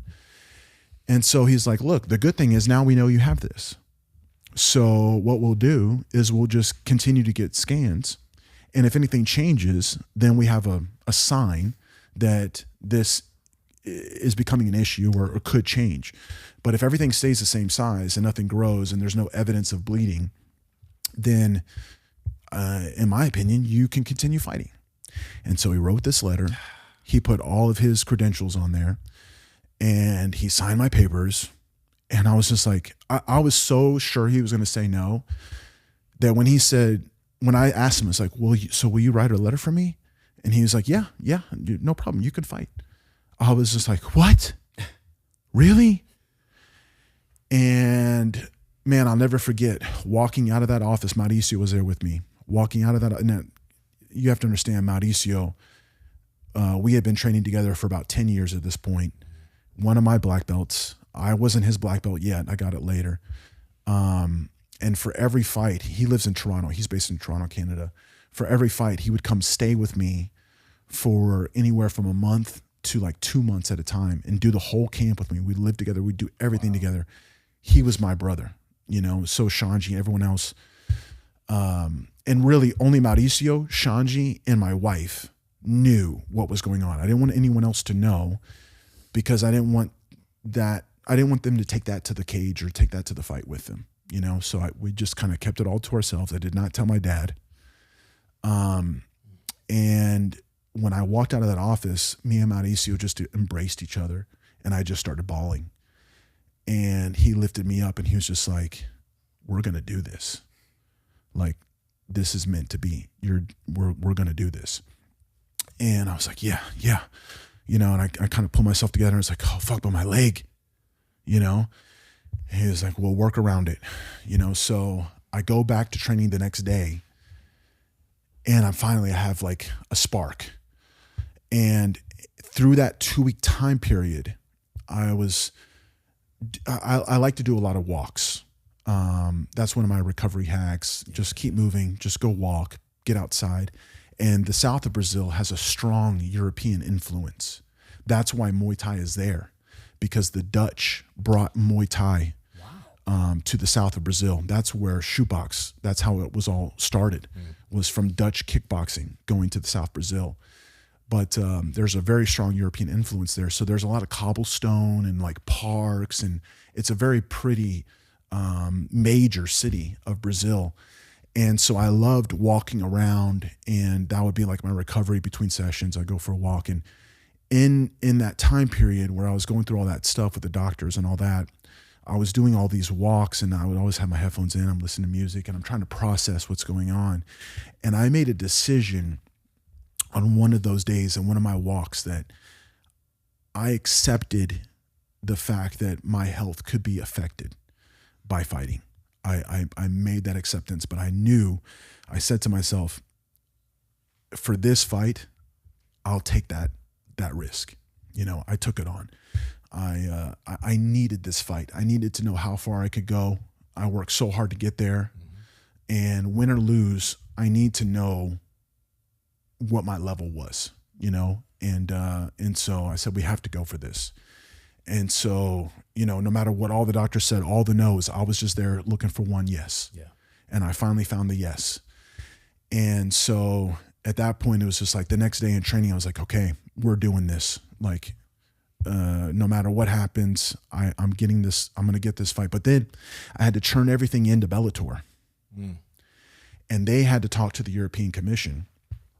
And I still had to wait on their answer. So at this point, I'm inside of a month, right? Because it was 6 weeks before, and then I spent over 2 weeks in Brazil. So I'm coming home from Brazil now, less than a month to go, and we had plans to go to London about 10 days before. So I'm really only going to be home for like a little over a week. And I'm dealing with my leg, getting through it. I'm just doing boxing, which was terrible because that's the last thing I wanted to do with him. He has really good hands. But I couldn't wrestle.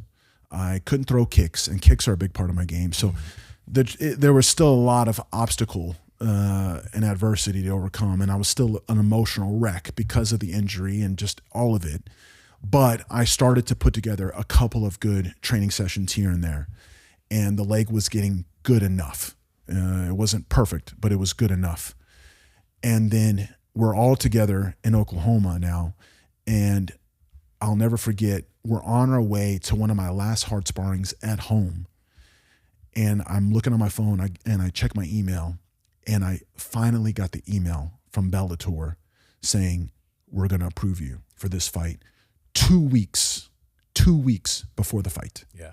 So I do the whole camp from 6 weeks to 2 weeks, not even knowing if this thing's going to even happen, you know? So how are you supposed to be confident if you don't even know if it's going to happen? Yeah. You know? And we all went nuts in the car. I was just like, yes, it's fucking happening. We were doing it. Yeah. I got the email. We're good. We're going to London. And I'm like, oh shit, I got to buy your guys' plane tickets. Cause I hadn't even booked everything yet because I didn't even know if we were going to go. And so got all that done. And we get out there, and even until the very last days, I had a day where I was like, okay, we're going to go kind of hard today. It's still just over a week from the fight. You know, we're going to go kind of hard. And I tried to wrestle, and I went for a shot, and my leg just tightened up on me. It just completely didn't want me to go. And I fall over. I'm like, fuck, dude, now we're almost here. It's almost time. And now I'm dealing with this still. And I got really emotional again. I mean, I cried more times in that time period from 6 weeks out to the fight. I cried more times during that period than my whole life put together. And everyone just kind of came around me. We made like a little huddle, you know, a big hug. And man, they really lifted me back up. I was super emotional when I went on Joe's show to talk about all this. And so I was still kind of crying on Joe's show, but I was emotional because of how grateful I am for those guys, for that team, you know, all those people that I mentioned before. You know, they're my brothers. And they helped me get through it. Like they gave me the strength, and then the fight became this freaking Rocky style fight where I win the first 2 rounds, he wins the next 2 rounds, and it comes down to the 5th round. And, you know, I mean, for the first 17 minutes of the fight, it was, or 12 minutes, 13 minutes or so, it was going perfect for me. I was taking him down, taking 0 damage. You still feel the hamstring? No, adrenaline takes care of everything. So it's like practically going perfect for me. And then I kind of ease off for 1 second. I'm losing the back, and I'm like, oh, okay, I'll play guard. I'll be all right. And he has really good ground and pound. And this was in the second half of the 3rd round. Literally the first 13 minutes are like almost perfect. But then I lose the back in the 3rd round. And in the last like 90 seconds, he puts together it gave him the life. He was like, oh, now I have a chance. I'm back in it. And he put together a really good, like 90 seconds of ground and pound, and he cut me open. And then that was nice. In the, it was after this. I mean, I mounted him all over him, but I couldn't finish him. He was surviving so well. And that's where I got cut. And then the 4th round, I couldn't see. I had blood in my eyes, or I had blood in one eye, and he actually punched me and poked me in the other eye. And then I couldn't see, and I put my head down like this, and he snuck in an uppercut, and he dropped me in the 4th. But he didn't come close to finishing me. So he's up 2 rounds, or he gets 2 rounds. I won the first 2 rounds, and it's down to the 5th round. And Shanji just yells at me in the corner, and he's like, look, one more takedown for your life's work. You know, this is it, everything, one more takedown. And I go out in the 5th round, and it's my best round of the fight. He didn't touch me one time. I got him down. I was on him the whole round. It was my best round of the whole fight. I gave everything, but the reason why I could dig deep for that 5th round was because of everything we went through in the camp, right? Going out to that fight, I had already fought just to be in the fight, just to get to the fight. So it was my advantage. And I talked about this on Joe's show. Have you guys ever heard of Think and Grow Rich from Napoleon Hill? Napoleon Hill. Beautiful. So I found that book when I was in my 20s, after I had already like achieved some really good things in jiu-jitsu. And I read that book, and you know when you get the right book at the right time in your life where it just hits you and you get goosebumps and maybe emotional, and you're just like, whoa, this is very, very powerful. I could see some of the things that I was doing right to get me to where I was, but I also could understand better how to hone in and do it all better. And that book just really changed my life. And there was a quote in that book that became the quote on my first signature gi. I was one of the first jiu-jitsu guys to have his own signature gi. Yeah. And it was, victory is always possible for the person who refuses to stop fighting. And so when I went to MMA, I used to take that book with me for all my fights. And I would read it during the camp.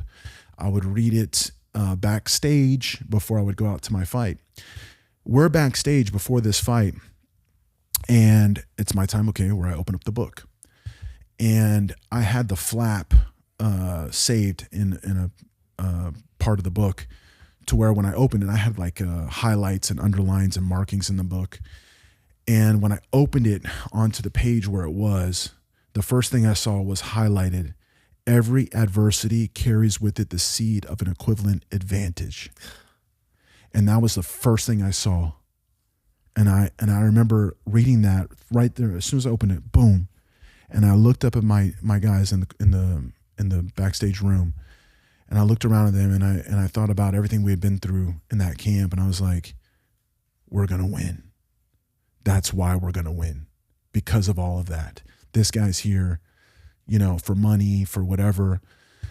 I'm here for legacy and to achieve a dream with people that I love. You know, we all love each other, and that adversity is why we're gonna win. And so I didn't have to dig deep. Mm-hmm. It was already there. So when it came down to the 5th round, I was just like, I was ready.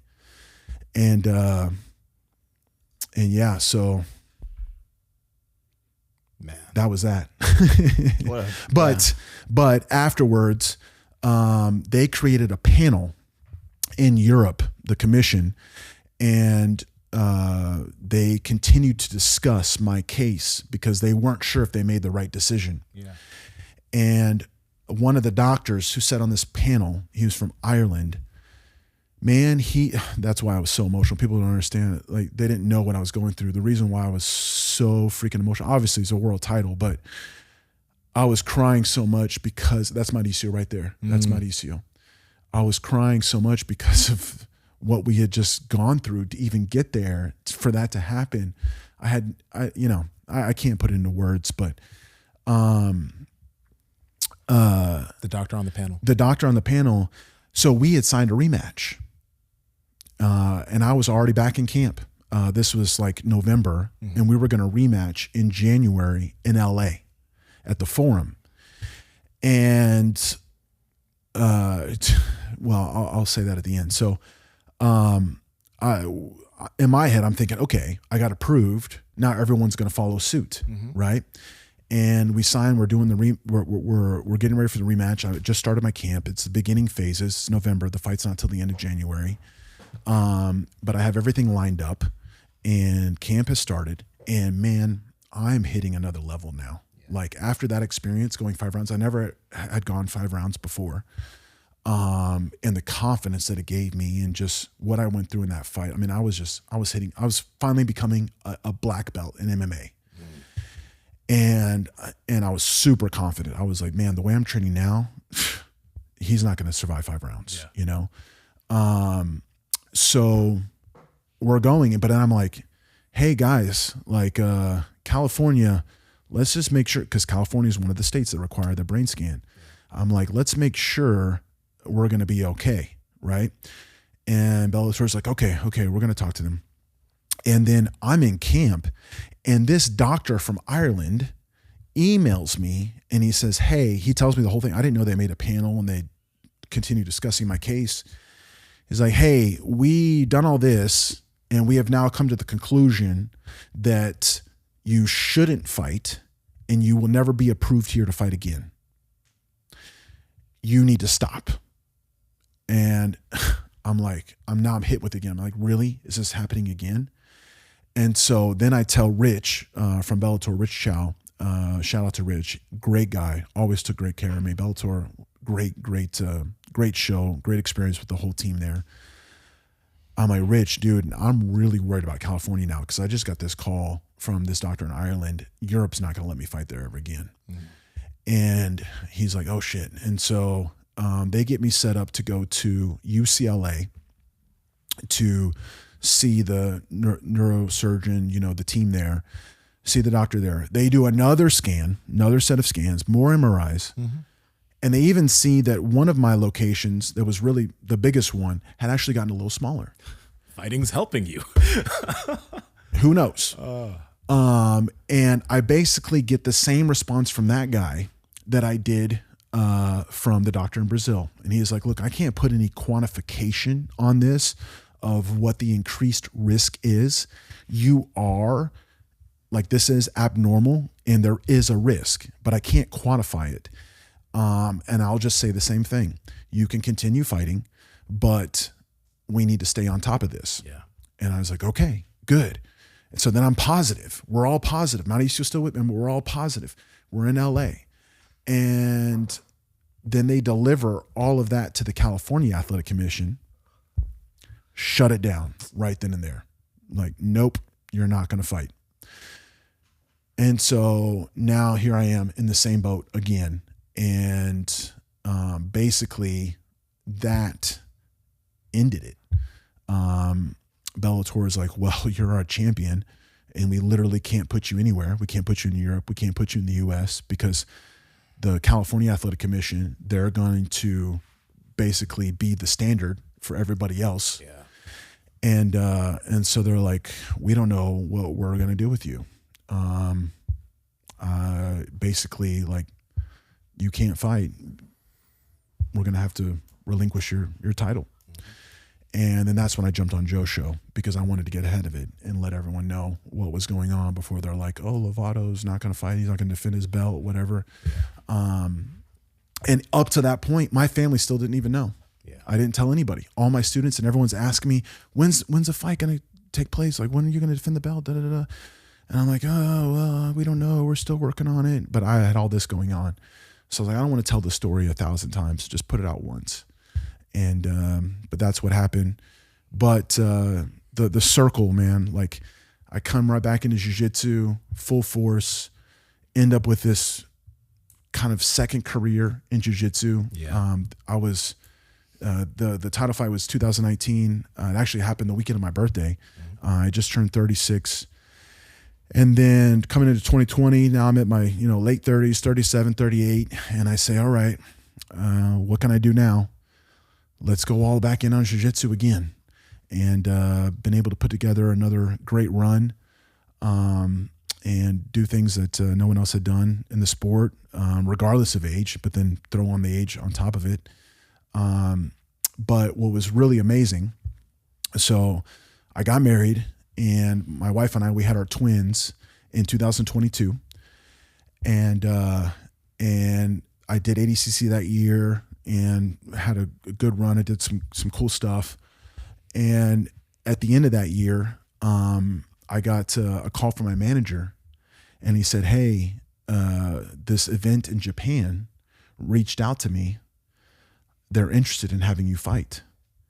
And I had never really fully kind of let go of that because I was hitting such a high level and it all just got taken away from me out of nowhere. Mm-hmm. And so I understood that, okay, if this is my last fight ever, I'm going to give everything I have and, title fight, blah, blah, blah, blah. But like I said, I thought I was going to keep fighting and I was about to start getting championship pay. I was, and Bellator was going to like Madison Square Garden and all these amazing arenas. And I was like, dude, the Forum, I was going to be the main event, have my name on these arenas and championship pay and all that kind of stuff. And then it just boom, gone. And so I didn't get to say goodbye on my terms, it was everyone else saying, no, stop. And so I always told Ed Suarez was my manager. I said, Ed, if anything comes up for Japan, because that's the only place, they don't care. They don't, if anything comes up, let me know. And so he hit me up that year. And if I didn't stay active in jiu-jitsu, mm-hmm. if I didn't keep competing and just move on, keep moving forward, I wouldn't have been ready. I wouldn't have been in shape. I wouldn't have been, that would have been 3 years without any sort of competition, over 3 years. But because I stayed in it And, you know, I have my guys, and I was still helping my MMA guys and still doing some sparring here and there. I kept myself in a position to still go for it if it came around. And then sure enough, this opportunity came, and I got to fight in Tokyo on New Year's Eve. You know, huge show for a really cool event. I fought an undefeated kid who was like 26 years old, 8-0, and submitted him in the first round with a Kimura. The same sequence I showed from the half guard yesterday. Yeah. And then check this out. Here's where it gets crazy. I'm a little weird with numbers. I look for reasons to find that luck. Like what's, you know, like if they put me in a hotel room, that's my favorite number. I'm like, oh yeah, you know, this is going to be good. So I'm always looking for that. So this is that fight in Japan was my 11th fight and got the victory. It was my 7th submission in 11 fights, right? I had 2 TKOs and then 2 decisions. So 7th submission, 11th fight. It happened in 2022. My kids were born that year, 2022. Twins, 2, the number 2. Then they were born on July 11th, 7/11. My 7th submission victory in 11 fights. And I do that a lot. And then, so then this recent year, last year, I went undefeated in jiu-jitsu and grappling competition. I've had a really good run, did some fun stuff. I got 20, I'm on a 23 match win streak. Bodoni was my 23rd win in a row. And I'm top 3 now in 2 weight classes. In grappling in the world. So 2 and 3. 23, Michael Jordan. He's one of my heroes. It was my dad. Wearing some Jordans. Yep. Yeah, always. It was my dad, then it was Bruce Lee, and then it was Michael Jordan. Those are my heroes. And then we went to the Philippines. I told you, my wife and I, for a vacation in Boracay, and have an amazing hotel, you know, whole setup. They gave us Villa 23. I'm like, dude, this is like, you know, people can get weird and think about destiny or whatever. It's like, Does your brain things line up.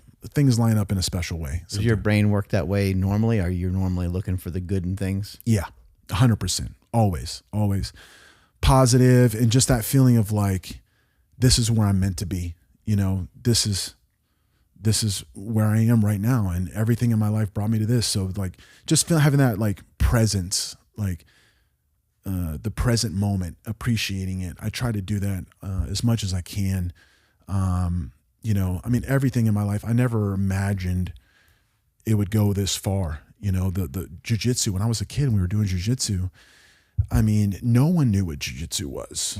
And there was no sport. There was no ability to just do jiu-jitsu and make enough money to take care of yourself and provide for your family and stuff like that.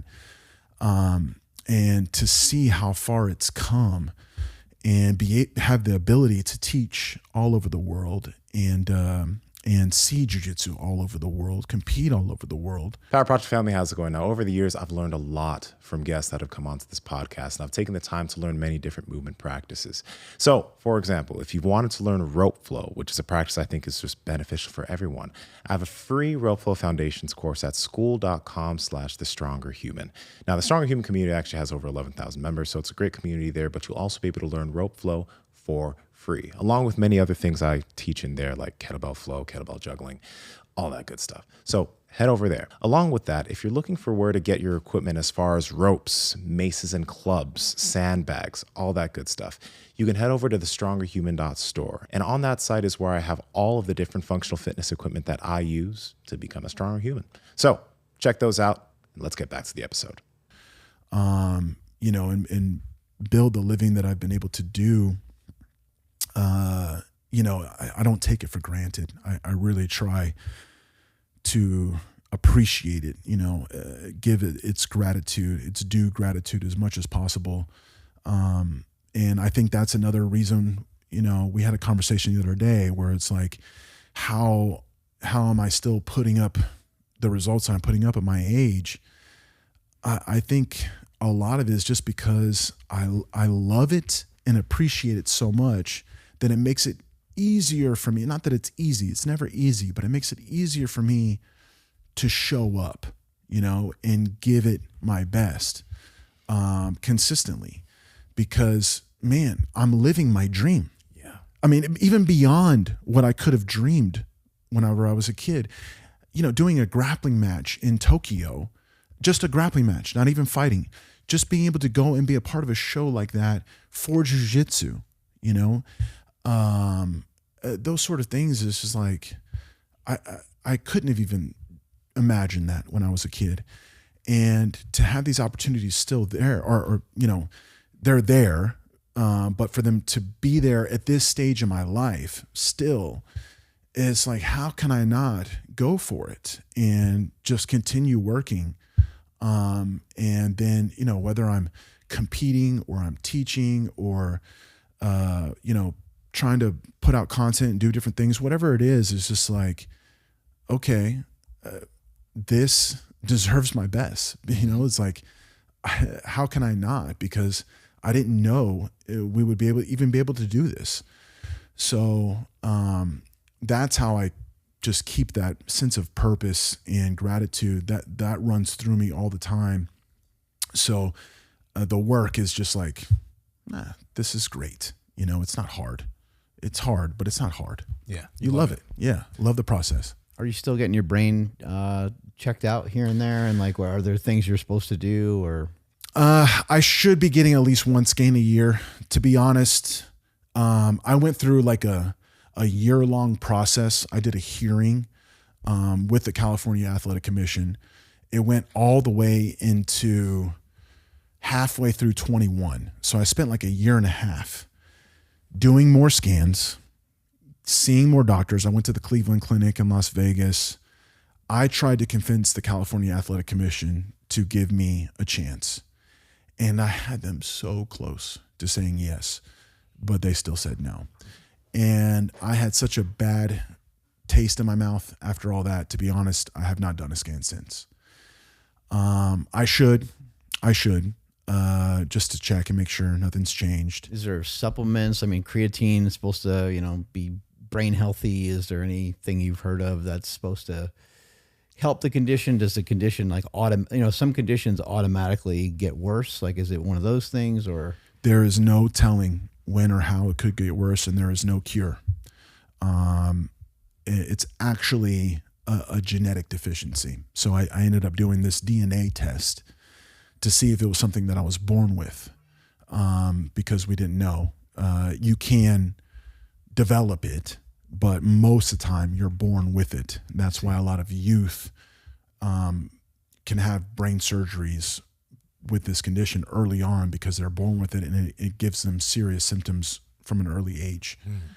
But I did that test, super expensive test. I did it, and I confirmed that I was born with this. So it's not going anywhere. Maybe I've kind of shoved it to the side a little bit, but I don't have symptoms, and there is no treatment until you have symptoms. They're not going to do a brain surgery to try to pull that big piece out just for fun. They're only going to do it when things are getting serious and you have real issues. And so because I don't have any seizures or any vision or whatever problems going on, there's no reason to do anything. There's probably a lot of people that live with it that don't even know. Right? 100%. I mean, I had it my whole life, Never and I did all those 9 fights before that title fight. Mm-hmm. I've been getting hit in my head my whole life. I can show you a video of my dad, working mitts, and if I drop my hand, he let me know, you know what I mean? Since I was a kid. So, it's always been there. And, I should just get a look at it again. But, like I said, after that whole process and all the money that I spent, trying to figure out a way to get approved, I just said, okay, enough of that for a little bit. What do you think about parents? And now that you're a parent, do you have siblings? I do not. I'm an only child. I imagine you're relationship with your dad may be a little complex, because I'm sure like he may have been treating you as if you were older when you were still like a little kid, wanting to do like little kid stuff. What are your own thoughts, and like how do you think you'll parent? Like what are maybe blind spots that maybe your dad didn't see that you kind of wish he was maybe, I don't know, more attentive to or something like that? And just, I don't know, parents in general, pushing, forcing their kids into, like my personal feeling on it is I think that you do have to force your kids to do stuff sometimes, and that you do have to push them. But to what degree is kind of like a gray area, hard to tell. Exactly. I think at the end of the day, all we can do is try to do our best, and I do believe that my parents did their best, and whatever I could look at and say, maybe that wasn't the best way, or that caused these conflicts or complications or whatever. At the end of it, I can still look at it and say, but it made me who I am today. So was it wrong or was it right? Or, I don't know how to assess that. None of us do. Like everything is so in the moment. And if you're coming from your heart, you're coming from a good place. How can you say it was wrong? So I think it's difficult. I am having a lot of these discussions and thoughts of my own, discussing with my wife, of course, and other parents, especially guys who, my black belts, all over the country, that have kids, and just kind of asking, hey, what are you doing? Or like my wrestling coach, his son Tate, that I'm on the team with, is a twin of a girl, of a sister. Mm-hmm. I have boy-girl twins. Mm-hmm. And his son, amazing kid, great kid, gets good grades, good person, and, ranked number 1 in college wrestling right now, athletic scholarship. His sister played Division I soccer. And also, I'm just, so, when I look at things like that, half that bus ride that we did, for 20 hours to Iowa and back, I was just talking with him, and I'm just like, what did you do? How'd you do it? Like, good kids, athletes, good grades, work hard, So I'm trying to just be aware and get different perspectives, understand that there's more than one way to get to a goal, and balance it as much as I can. I know that my son is going to feel something that I never felt, to the degree. I did have a pressure of being my father's son, being an only son, and being the son of the guy who runs the school that you're growing up in. The hard thing about our relationship, and I don't want to put my dad on blast or anything like that, but he had to work a lot, and he was building a business. And so, I'm an only child. And when I get out of school, my dad has to now be at the academy, because from 4 to 9 is kids class, adult classes, and he's teaching. And so in order for me I don't have anyone else to play with. I don't have a brother or sister. I didn't really feel any connection to my school, in the sense where I want to play a team sport or do anything else other than martial arts. I obviously was athletic, but I didn't connect to the athletes in school because I didn't play their sports. And I made really good grades, and I did all like the AP classes and all that kind of stuff. So I was in difficult classes, but I didn't also feel very connected to like the book kids, because I was an athlete at the same time. I wanted to do martial arts, and martial arts isn't a thing that people do at school. So when I left school and I went home, it was like, well, I'm going to just go to my dad's school. I'm going to go to the academy, and that's where I could spend time with my father. But when I'm in those doors, he's head teacher, coach, and I also am being held to a high standard to, be a well-behaved, hardworking kid inside my father's school. And so I grew up very fast. Like I joke, that's why I have all these wrinkles. I never was a kid. I was always around adults, and I just worked really hard. I never played. I never partied. I didn't have my first drink until I was like 24 years old. I was super focused. I wanted to achieve my goals, and that's all that mattered. And so I didn't have anything at school. And then I'm at the jiu-jitsu school where, okay, it's, it's fun, it's martial arts, but I didn't really get any dad time outside of that. At the school, I'm just around adults. And so I just grew up really fast. I never really got to be a kid. And by the time I'm 16, I'm traveling the world. And so, there were times when I'm 17, 18 years old going on these jiu-jitsu trips to compete at tournaments and stuff. And I'm flying, and some of the guys I'm flying with had never flown before. And they don't know how to book hotels or book, I'm literally teaching them, and I'm organizing the whole trip. I'm 18 years old. They're 30 years old. I can't even rent the rental car yet, but I'm telling them how to do it, So anyways, I say all that to say, yes, there were some hardships where maybe, I was kind of craving just like buddy dad, versus like coach, teacher. And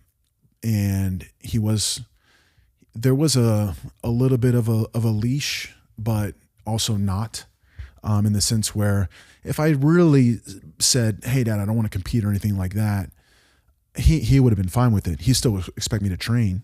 I have to go to class, because it's education. It's not about competition. Like I said in the beginning, we were martial artists. It wasn't about you have to win these tournaments or these titles, but you need this education in your life because of how it'll make you better. And so that was non-negotiable. But I didn't have to train as much as I did. I didn't have to compete like I did. But at the same time, what else was I going to do? And I also wanted to make my dad proud. That was my goal. That's what I was doing. Maybe he didn't put that on me, but I put it on myself so I could be like, hey, I'm over here and I'm doing this. And maybe a big sense of it was I was doing it for us. So like I said, at the end of the day, it made me who I am today. And those expectations that he set, and the level of effort that he expected from me, going back to like what I said in the beginning, or whatever it was about win or lose, you make that person never want to fight you again. All those sort of things that he sprinkled in. He demanded excellence, and he did that with everybody. It wasn't just me. Every student could feel that presence from him. And I think he set me up for all the other things that I was going to end up going through in my life. My jiu-jitsu teacher, Saulo Ribeiro, is a very intense man, like extremely intense. And that's another cool story. The way I met him was that I fought him. So how I became connected with the Ribeiros, and it completely changed my life. In 2003, I was a 19-year-old brown belt, and this is when Nogi is starting to take off. And they had this event called the Arnold Gracie Pro Grappling World Championships, or whatever it was. But it was a part of the Arnold Schwarzenegger Expo. Wow. In Columbus, Ohio, where I was born. And I went to this competition to do their pro Nogi. They had 3 Nogi divisions, a light, middle, and a heavy. Middleweight was up to 195. I did the 195 division. And I knew that Saulo competed in this tournament. He had a Midwest home base at that time. Excuse me. They were working their way to build some seeds and put some things in the U.S. And he had a Midwest base, and he always did that event because outside of ADCC, it was the biggest paying event. So they paid $5,000 for first place. That was big money back then. And second place got $1,500, right? And so all the ADCC champs would go to that event and keep their no-gi sharp before ADCC later that year. And so I went to that event knowing that Salo would be there and maybe I could end up going against him. Well, sure enough, we ended up on opposite sides of the bracket and we fought in the finals. And I had one of my best days up to that point. I actually submitted my first black belt at that tournament, and it was one of Salo's black belts. And I did it in the semifinals to set up the final against Salo. And so, I mean, I'm just like, I can't believe this is happening right now because Salo is already multiple time. I mean, he was a legend. And the first time I went to Brazil in 99 was like prime Salo era. And the whole gymnasium where they held the world championships used to chant, Salo, Salo. And now I'm competing against him a few years later. A kid from Oklahoma without a black belt, you know, by myself, 19 years old. And we fought. He beat me, as he should have, but I gave him a good match. I did okay. He caught me in the very end with a choke from mount, just the way it's supposed to be done. Yep. Just less than a minute left. He submitted me and held my head up high. I was super proud of myself for competing at that level and having a good day. And I made $1,500 as a 19-year-old. That was fuel to be able to keep going, you know, to the next tournament, the next stuff. And so fast forward, that was March. I'm in Brazil in July for World Championships. And Salo didn't compete that year. He had won ADCC that year. He won a second ADCC title that same year that we fought. But then he took the Worlds off and he was just coaching. And so he was very approachable. And I had just finished, I was still a brown belt. I had just finished my matches and I went over to say hi to him. And so I just, you know, tapped him on the shoulder, shook his hand and, hey, what's up, Salo? Da, da, da. And he's like, my brother, you know, he's all excited to see me.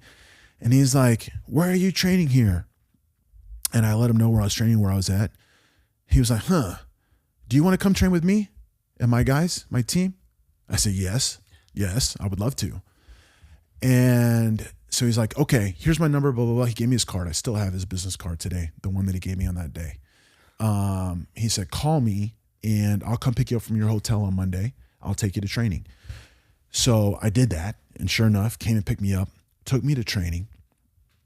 And this was, so there was two tournaments at this time. There was the World Cup, which gave money. And then there was the IBJJF, the traditional world championships that everyone knows today. But there was like a big drama and this other organization was created and they used to pay fighters and try to get people to go to that one. Yeah. But they were like 2 weeks apart. So there was a gap and I saw him at the first one. And so now we're coming back and everyone is now kind of like, okay, tightening up from the mistakes and getting ready for the real one that's coming next. And so I get right in on this training session and Salo is breaking down so much amazing technique and strategy and mindset and everything. He's giving a whole speech. I mean, he's spending hours helping his guys with everything they did wrong at the first one, and then leading and motivating them to get ready for the next one. And all the years I had been to Brazil, I had never seen anything like this before in my life. And no one would let a gringo in on this kind of knowledge. So I don't want to make that sound like that's like some sort of universal whatever, but the OGs of American Jiu-Jitsu from back in the days, they know about going to Brazil and how it was difficult to really have somebody teach you, like give you the whole everything, the technique, the mindset, how to play the game, answer your questions, especially if you were good, because then you were more of a threat. Yeah. And they don't want you to end up beating a Brazilian or one of their teammates or whatever the case may be. So I didn't really ever get that kind of knowledge coming my way. And now here Saulo is doing this right in front of me with his core team. And he's also helping me and then answering my questions and offering to coach me and help me. And hey, we'll come back the next day. And he's inviting me to lunch afterwards. And I'm eating with the team. Why was he so open with you? You would have to ask him. But yes, being super open. Yeah. And I fought him. And I'm from another team. And I'm a gringo. And I'm around the same size as his brother. And you beat one of his students. I beat one of his students. And I'm around the same size as his brother. I could easily end up competing against multiple guys on his team in the future. And he did that. And he saw something. He's a genius. He's a wild man. But inside everything is a genius. And so I immediately went to the internet cafe because that's what we had to do back in those days. And I wrote an email to my dad and I told my dad, dude, Dad, you're not going to believe what just happened. And Saulo is being so amazing, blah, blah, blah, blah. And I'm like, we should get him out for a seminar sometime. And so I ended up training multiple days there, really like just loved it. And I told that to Saulo, I said, Saulo, we would love to have you out sometime. He's like, okay, my brother, let's stay in touch. Next time I go to the US, we'll make it happen. So we stayed in touch. January or February of 2004, the next year, we made it happen. Mm-hmm. And so he flies back to the US, goes straight to Oklahoma, and he's doing like a Saturday seminar, but he shows up on like Tuesday. And he's like, yeah, let's train for a few days. He stays with my dad. I was in like a small little single bedroom apartment at the time. Now I'm 20 years old. Yeah. In college. And he comes and he spends all those days, stays with my dad, and we're hanging out. I mean, we're doing everything together. And we train every day. And he's basically giving me a private lesson for free every day. And it's just like amazing. And we're both, my dad and I, we're just having such a great time with Saulo, all his knowledge, his stories, everything. His energy is super special, super special. And one day on that trip, I brought him over to my apartment and I wanted to like impress him. And I'm like showing him videos of my matches. And I'm like, yeah, you see what I did there? Or, what do you think about this? And I'm just trying to get some more knowledge from him. Yeah. And he's just kind of looking at it. He's just like, and he looks at me. He's like, so what do you want? Like just straight to the point. Mm-hmm. What do you want? I'm like, what do you mean? Like, what are you doing? I'm like, well, I want to be a black belt world champion. And he goes, so why are you in school? And I'm like, well, my dad wants me to get a degree. Like, what if it doesn't work out? I need to be able to make money somehow. And I was going to be like an accountant. I didn't know what I was doing. Yeah. I hated school. I hated it. I just wanted to do jiu-jitsu, of course. And he was the first one to talk to me like that and just like, what do you want? And so I tell him, and he's like, well, why don't you move to Brazil and train with me and my brother and our team and go all in on this basically, and we'll help get you ready for the Worlds. I was still a brown belt because I wanted to end my brown belt career as a world champion to get my black belt. I wanted to be a brown belt world champion to get my black belt. And so he hit me with all this, and he's like, yeah, you go to Brazil, you train with our team, you do all the competitions together, you and Shanji, my brother, his brother, blah, blah, blah, blah, and let's go. And I'm like, oh, really? I could do that? And he's like, yeah. And I'm like, ooh, that sounds amazing. And so I'm like, okay, I got to talk to my dad. And so I took like a week to absorb it. And then, because he didn't say that around my dad, that was just with me. And then 2 weeks later, I finally had the courage to sit my parents down And I told them the invitation that Salo gave me. And there's another moment where I had that conversation with my dad, and I said, I have to do this. And reluctantly, he said, okay, I get it. And I dropped out of college. I moved to Brazil, like within a month later, by the end of March. And I stayed there for over 4 months and just ran it all up on the credit card, made it happen, and went all in. I did not win the Worlds that year. Still lost, fell short, heartbreaking. But that was a life-changing moment. The opportunity, the mentorship, everything, destiny. I had to fight Salo. Like all of that came and happened, and I went all in, and I didn't know what was going to happen when I left. I knew I was going to end up getting my black belt because it was time. I got my black belt. I had another opportunity come right away where I could go. I actually went to Vegas. I lived in Vegas, and I used to teach at a Mark Lehman school. He gave me an opportunity to go out there. So I didn't know how I was going to make money when I got home. I didn't have financial, like student loans to help pay for stuff anymore. But then I literally, like a month after I got home from Brazil, Mark Lehman hit me up, said, hey, I want you to come out here. I was going to help him be a training partner for a camp that he was doing against one of the Gracie kids. And he's like, you live here, you teach classes, you can do private lessons, all the money's yours. I'll pay you for teaching classes, and any private lesson money you get, it's all yours, whatever. I'll feed you, you stay in my house. So I would have no bills and I could just make money. So I said, okay, I'm there. I literally went like a week later. Yeah. And I stayed there for over 3 months. And of course I kept in touch with Salo and Shanji, and then they made the transition from Brazil to Ohio. Toledo, Ohio. Oh man.